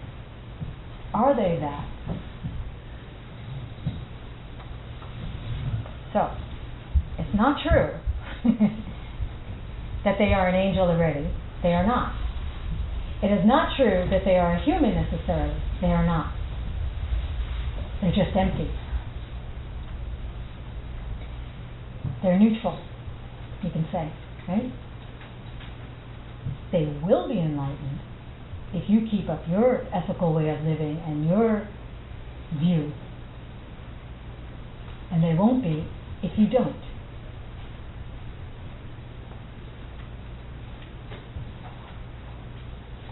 So now the question really is, which would you rather be with? Which would you want? Which would you rather see? So we create your enlightenment? You can keep that thought as that now. You choose, okay? If you understand emptiness, you'll get it. Okay? So, why are you supposed to think that they're enlightened? Because they will be that. The karma of that will make them that. You have to get to that highest world view. If you don't, it will break down this view. My lama is a Buddha. If you think that they are, from their own side, an enlightened being, an angel, sooner or later, this is what? Sooner or later, your view, that world view will break down. Your relationship with them will break down. You'll be in a crisis because you will see them do things that angels don't do, enlightened beings don't do. You know? And why will that be? Because your goodness ran out. They will change. Your view will shift. It'll even fade away. It'll fade away. Suddenly one day you will see them as an impure being. A bad practitioner, a deceiving lama, and so on. Which, by the way, is really bad. To have those kind of thinking, that kind of thoughts. So, as long as you know, this is the key, as long as you know that they are not either one, then you're not going to make any big mistakes. Why? Because in the end, you will blame the right person when you see them as impure. Okay? In the end, you won't be poking your finger at such and such a lama and saying, "You let me down." You know, you're a bad teacher. You're not doing the proper practices. When these thoughts come, you will remember and have no doubt it is due to your wrong view, your impurity. Because they are not that self-existently.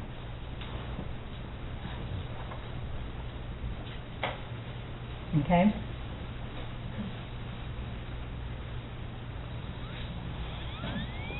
It'll be your lack of faith, your own laziness. Suddenly you will see this very helpful being disappear, get sick, leave you, never show up. You know, you can't find him, right? You never even find him.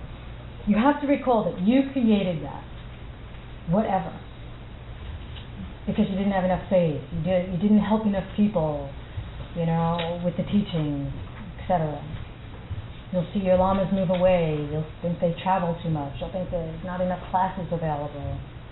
You won't even find a root lama because you're looking out there for a self-existent being. You think it's out there rather than coming from your mind. And the more and more you focus on them being out there, that will break down. Because how can an enlightened being say those things, do those things? We'll get into a whole nother, it takes you way off, and it actually takes you off on a path that just, you could say, what do you say, plummets down or something, yeah. Big downward.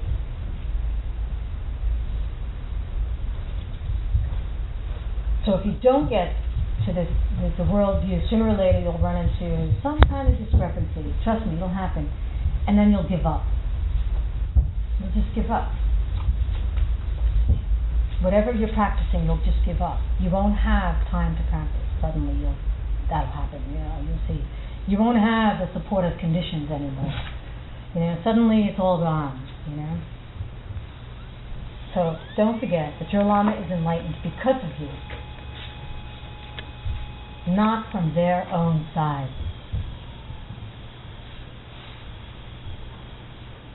The text here is to remind us of the importance of our practice, of our Holy Lama, how it is the root of the path, the basis of everything. Every good quality you have comes from your Lama. You would be lost without your Lama. Find a way to put that in your daily practice, to put that in your own, in your heart, that is coming from you. You have to know that. Forget about what they, thinking that they're out here looking in a certain way, acting in a certain way.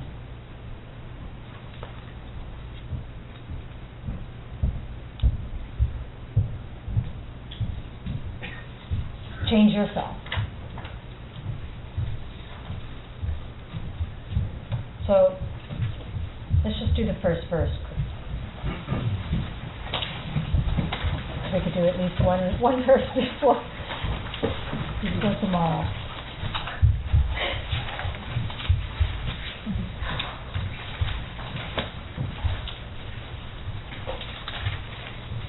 Kandin lage ringi tukune rakto shosa pungre chudin sur chuki gurpo kunken losandraksedan chepa nimde shitsu su.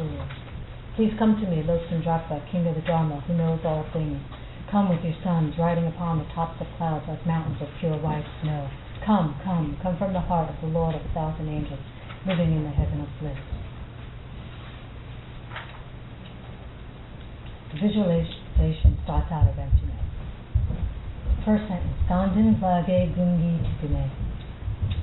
From the heart of the protector, the master of Gandhin is Maitreya, right? You mentioned that before. Gandhin, Tushita, right? The heaven, paradise. Tuka is your heart, or the heart of. Out of the heart of the main holy being in Tushita, Maitreya Buddha. Rapko Shosa Punjay Chudinsu, Rapka, very, very wide. Rapka. Shosa. The direct, it's like that, it curves actually, very white curves, which in English we've translated as pure white snow. We could relate a little more to snow than curves. Like in Tibet, curves are a very big deal.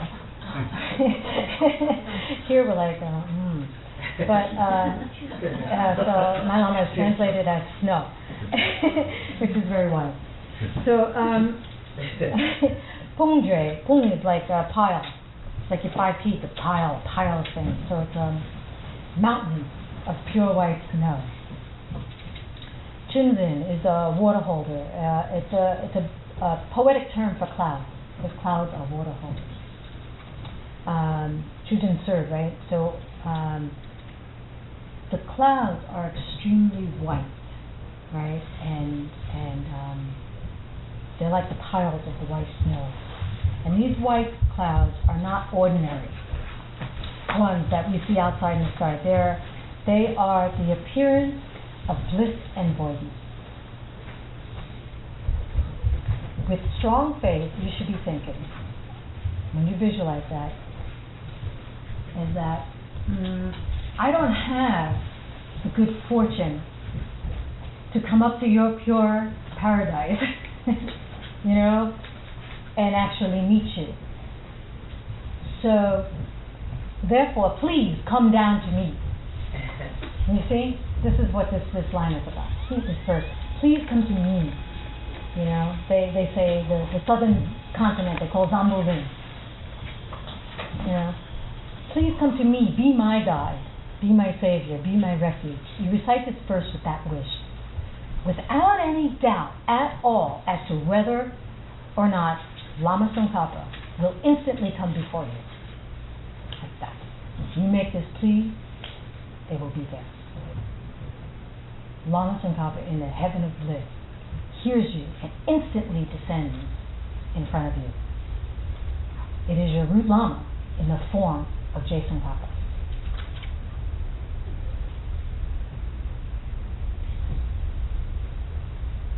You see a cloud coming out of Maitreya Buddha's heart. And then you see Je Tsongkapa. the king of Dharma, Juki Gyalpo. Juki Gyalpo Kunkin Lobsam Japa. Kunkin is omniscient. So it's Lobsam Japa. The name of Je Tsongkapa was given when he became a novice monk. Seidang Chepa Nendu Sheksu Soul. Seidang Chepa, along with your spiritual self. You can see here on the side. Okay? Two spiritual sons.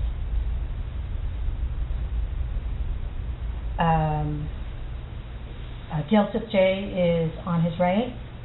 That's one of his main disciples, and it was the first holder of the throne after he passed. Right, and he's most famous for his teachings on the Bodhisattva Charyavatara and logic. Then Tejuk Je on the left is most famous for his explanations on emptiness and Tantra, and he was the second holder of the throne. Okay, so now we have these clouds, right, and this paradise and this sky, and we're thinking, whatever you're thinking, I don't know what you're thinking. But anyway, to visualize the paradise, right, in the sky is more or less for people to feel comfortable, because it's not like that at all. Right? It's not like they're located somewhere up in space. Sitting on these clouds, up towards Venus somewhere, and then you ask them to come to Earth, please. And then Maitreya's heart has to open, and then they come out on these clouds. It's not like that. Once you've studied Madhyamika, studied emptiness, you must think of it differently. Before that, it's okay to think of your lama, Je Tsongkapa, is living somewhere in the sky on this cloud, and then comes down. But as you do it, try to appreciate what's really going on. And it is a beautiful visualization, and you should do it. But it's not like that. Where is heaven? They're right here in your heart. Here in this room. Could be. It depends on your virtue, whether this room is a hot hell, a paradise, or, full walls, white walls in New York City. It's due to your own misperception. Whether we see this room with these four ordinary walls of plaster and brick, or as heaven. It's due to our own lack of knowledge. We're forced to see this place as a realm where really nothing is working that well. They say it's defective. Nothing works as you think it should. In that sense, okay? As you think it should, no matter how hard you try, right? Every day you're interacting with things, and things that appear external from you, and you must do that, because that's how you perceive it, so you must interact in that way. You say you'll do more exercise, and then you'll feel better. You proclaim if you get more sleep, then you'll, or eat well, that you'll be able to be less stressed. And, if you put up new shelves, you'll finally get organized, or if you get your tax money returned soon, then you'll, get a new computer. You think that these are the things that cause that, right? You really believe that these things will be the cause for those things to happen. We do, all day long, all day long, all day long. If I pick up this cup, I will get the water that's inside.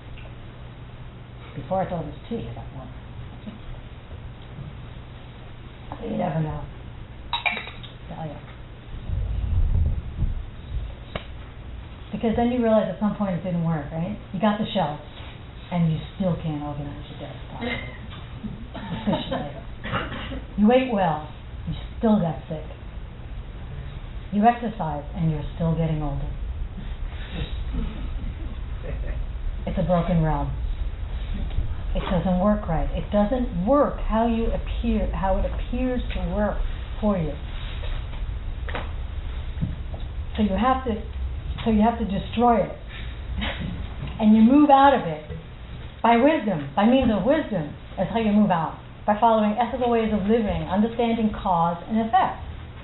That's what will transform your world. If you know what will really cause this to be a cup of water versus something else, pus and blood. You know that story, right? You've heard it. You have to know what it is, the cause, what really causes that. Not the faucet, not the plumbing, or whatever it's from, the filter, whatever. Still, you need to eat. You need to put up the shelves and create a conducive place to... You still need to do those things. You still do, okay? But you don't count on it functioning the way you hope, unless you plant the right causes for that to happen. Okay, understand? You still need to do those things. Don't stop eating. Don't stop not doing it. Don't stop doing exercise, etc. You still need to do it. And if you keep your integrity really well, and if emptiness is true, which it is, then slowly your world will change. Things will get better. You might not notice it, because you're living in it, but maybe you don't remember how bad it was 3 years ago. Maybe you forgot. Maybe it seems worse now. Maybe it doesn't. Depends on what you're going through at this moment. But it has to get better and better. I mean, even if it's really bad now, you remember how it used to be better. So either way, no, okay.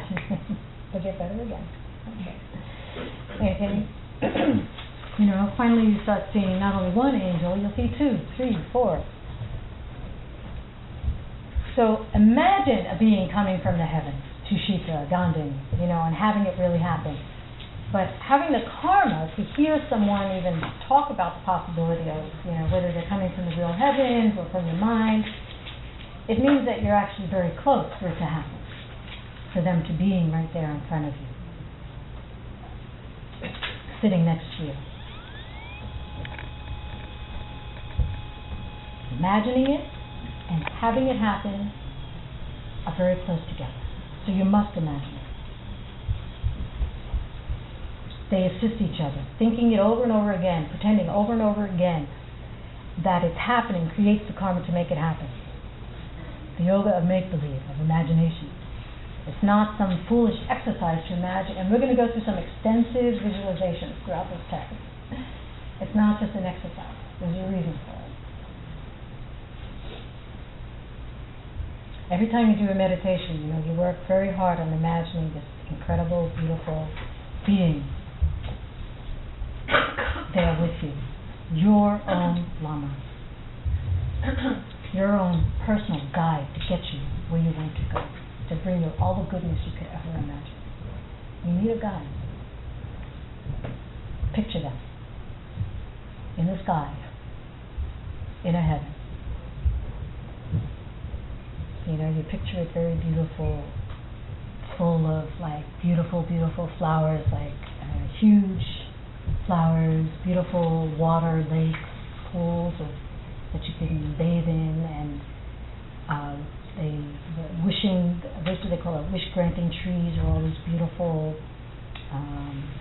any kind of offering that you could imagine is on the tips of the leaves of the trees. I mean, you have to go that extensive in your visualization. When the wind is moving, you can imagine the trees even give off the sound of the Dharma, of the holy words, just in the wind. And you could think of the bottom of the water is like sand, but it's of jewels, of every sparkling jewel you can imagine. The ground, lapis lazuli, blue, but soft, like when you walk. You have to go that far in your imagination. The air is completely filled with beautiful fragrance. And everything there brings joy to your heart.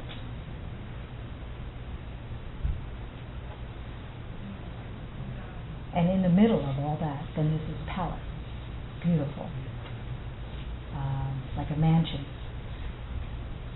crystal, beautiful. They call it the high banner, I think, Victorious. It's like a Victoria, high banner. Yeah, high banner.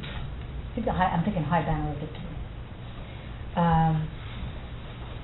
And in there, in front of that palace, you got the palace with the lama there, and then in front of that also is all the dharma, shelves and shelves, mountains and mountains of the text.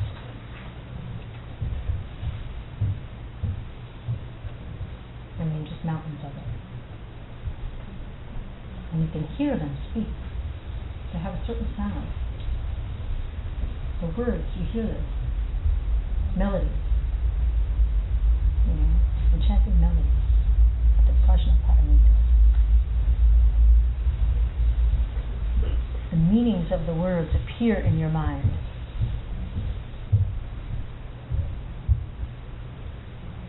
In the center of the scripture is a jewel throne, and it's upheld by 8 lions. Okay? What did I say? I think, I don't know how you do it. 1, 2 on each side. Square.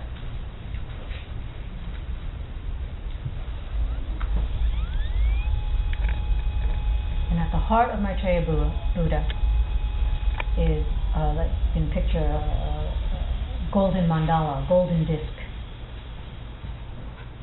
And on that is a heap of white clouds. And in the center of that cloud, inseparable from your own root guru, is the Dharma King Je Tsongkapa and his 2 disciples. And you should visualize this as actually, you know, and really try to see it as much as you can. Out of the heavens comes your root guru.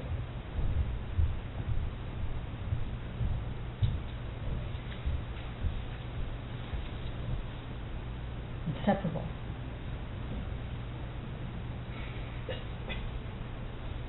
The emptiness of all the Buddhas are the same taste. It's like having water poured into water.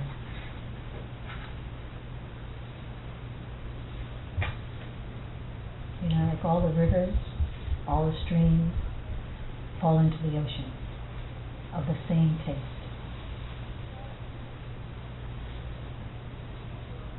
All mixed together. In the Dharmakaya, all the Buddhas are united. And they're all performing one action to illuminate your mind.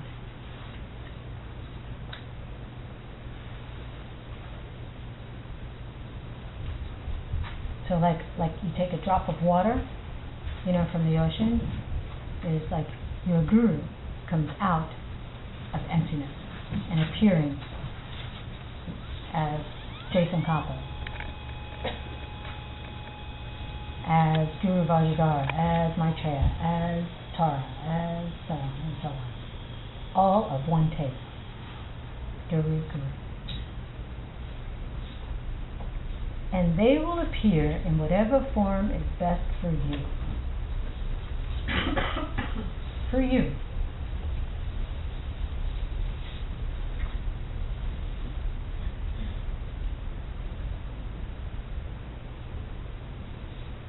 Don't doubt that.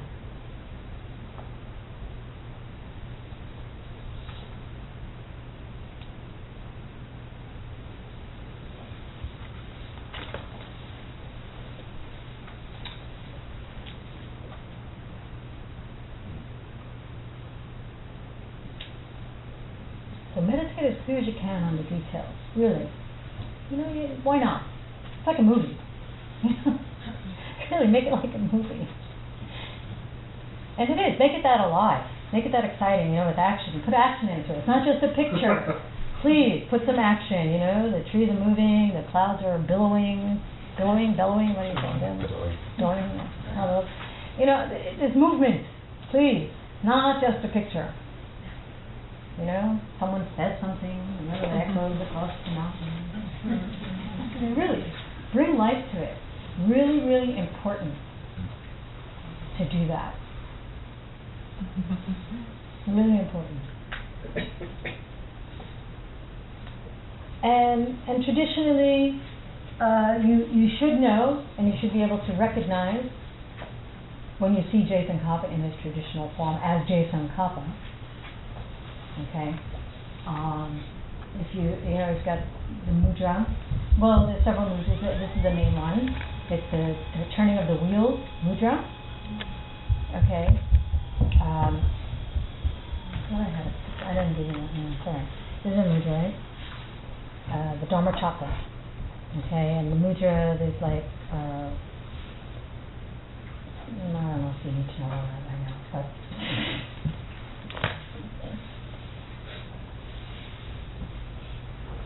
method and wisdom coming together. Okay, this is like the right hand is like the three vehicles. You know, the lesser, smaller, and medium scope of the Buddhist teaching. Okay, there's three capacities. The causal path. The other one is the three capacities. You could think of the Buddha, Dharma, Sangha, and that's the resultant path. Okay, the gesture of the turning of the wheel symbolizes that there is no contradiction between emptiness and dependent origination, sutra and tantra. Which is the other one. Okay, if you go through the three vehicles properly, hence they will both, everything will lead you to enlightenment. Okay, so, and they're significantly, the hands are in front of the heart,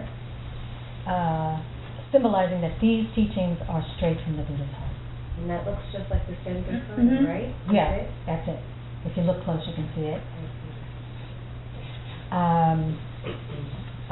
And then there's two, you can kind of see, so much more clear.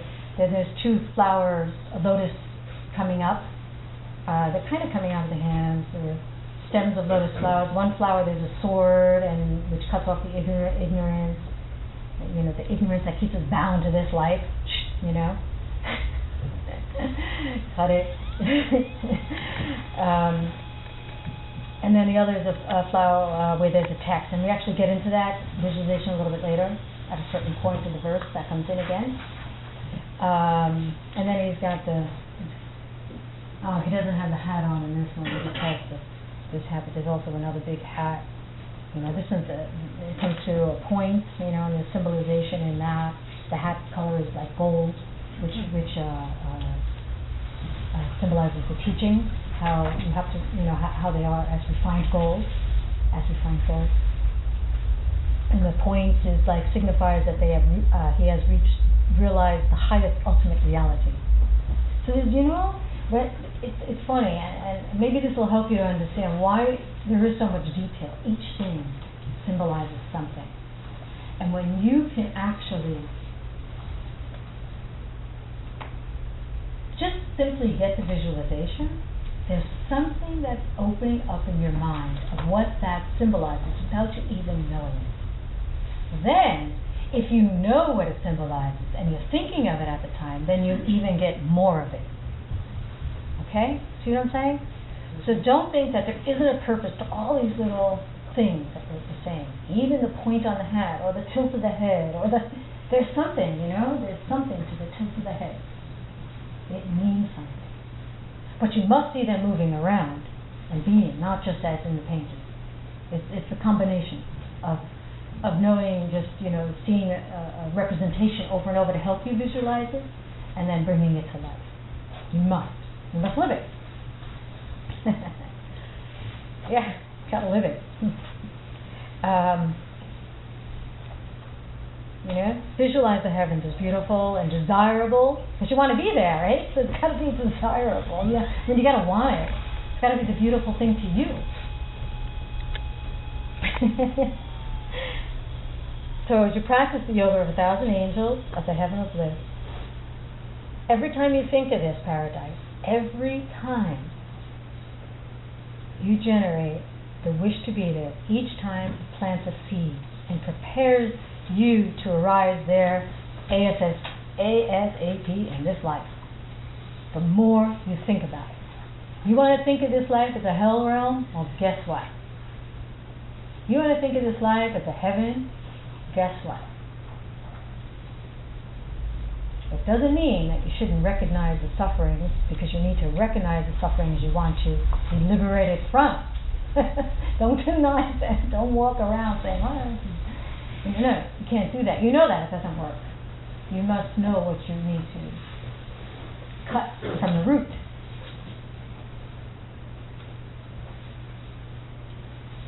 But the basic cause for your mind to perceive that you were there, is this practice. It's really good for that. So they're sitting in the air in front of me on a throne of the cushions of moon and lotus, set on the backs of lions. My holy lama, with pure white smile, happy with me. I ask you to stay for 1,000,000 years to spread the teaching. Stay, for there is no one higher than you, with whom I may make merit by the goodness of my faith.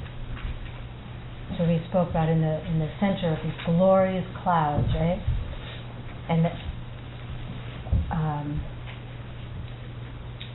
is there, sitting on a throne with cushions of a moon and lotus. Dungi Namka Sentri Pende Tang. Sentri is, imagine it like jewels, everything beautiful.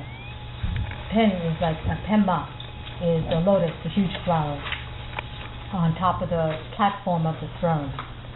Day is Gawa, which is the moon, the huge moon on top of the lotus. It's like you take the moon out of the sky and you lay it down and it's soft to sit on.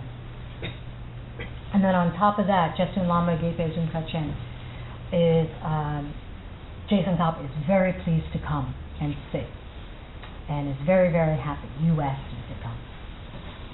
The minute you ask, mentally, they come. You may not see them right away. You have to believe that they came.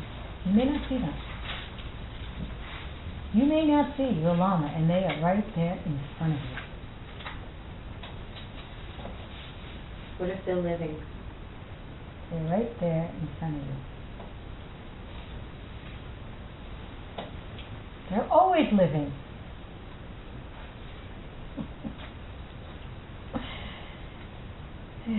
Dr. Denpe Sunham Chingshoktu.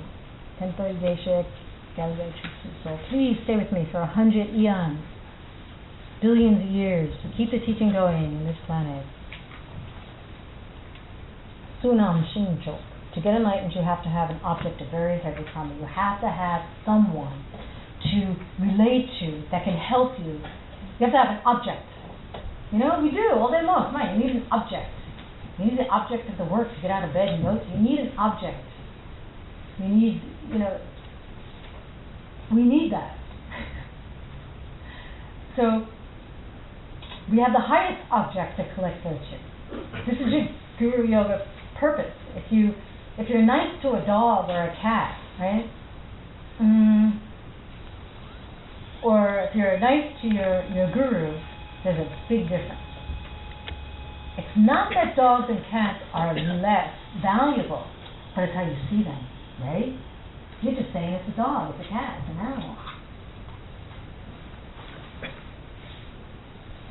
If you're seeing them as an angel, well then... But then you can never lose that view. And can you keep that? It's this thing that's always crawling out of can you? If you can, I'm not saying. But, generally they have to be in a form that we can, relate really one-on-one. I mean, how much are you going to hear them talking? Maybe you hear them talking, I don't know. I don't want to say. But they're going to have to say a couple of words of wisdom to keep you going along the way. Not so easy. So it's like that, okay? So this is asking them to stay, by this, just by asking them to come, you're asking them to stay. Because you're asking over and over again, right? Every time you meditate, every time you do your practice, you're thinking about it. They're there with you.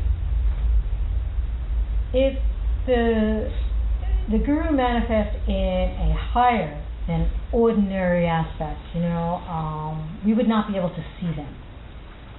This is why they appear to you in a human form.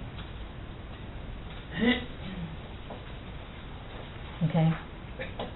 Their present manifestation, aspect that you see, is according to your perception. So since we may not have enough merit to see them in their pure form, body of light, then you will not see that. So you will see them. We'll see humans in human form. That's what we relate to. That's what we communicate with best. Don't we? I mean, how many times are you talking to that evil next to you, but you don't see? You want to see them.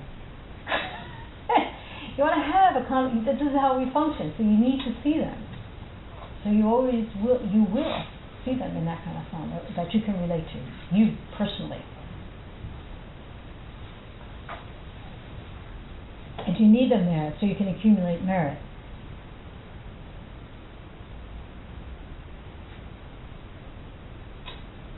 And recognize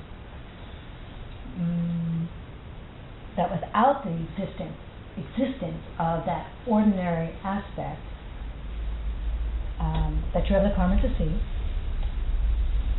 to receive teachings from, to communicate with, there really wouldn't be any, like I was saying, how many times is the cat or the dog going to speak to you? There's no other way to really receive the words.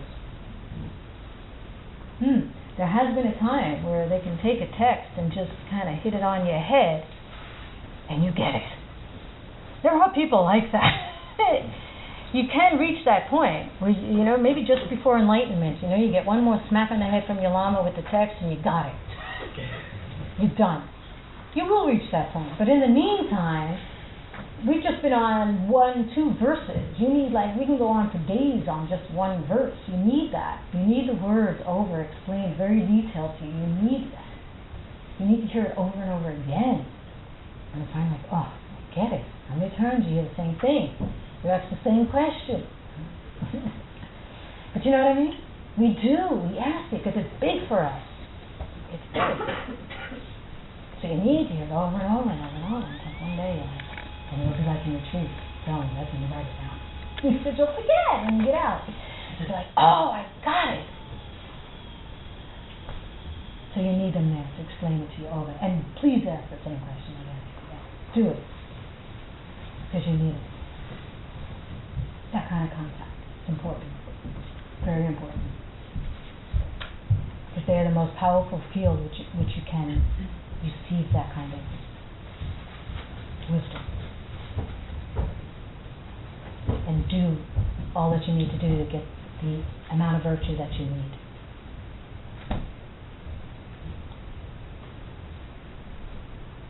And you need to devote as much as you can to your spiritual guide. Okay? Whatever service you can do, you do. If you don't jump at the opportunity, then you'll lose it, You want to, you might see an opportunity and you don't use it, you lose it. Because you didn't invest it properly. So, jump. Do it. Take care of them so they will stay. They take care of you. You make all their dreams come true, and all of yours will come true.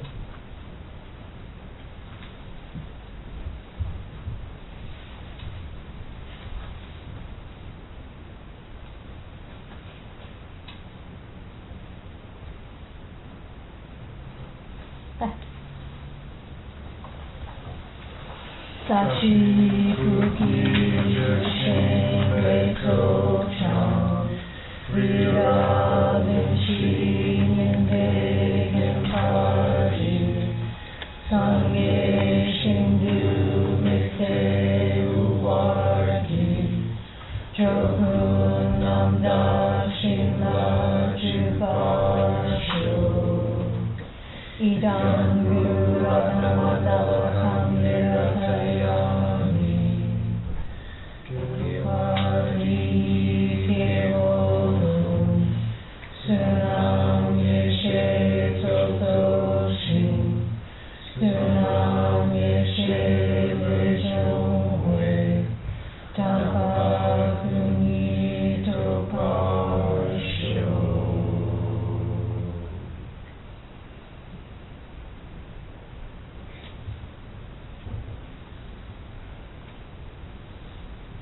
you.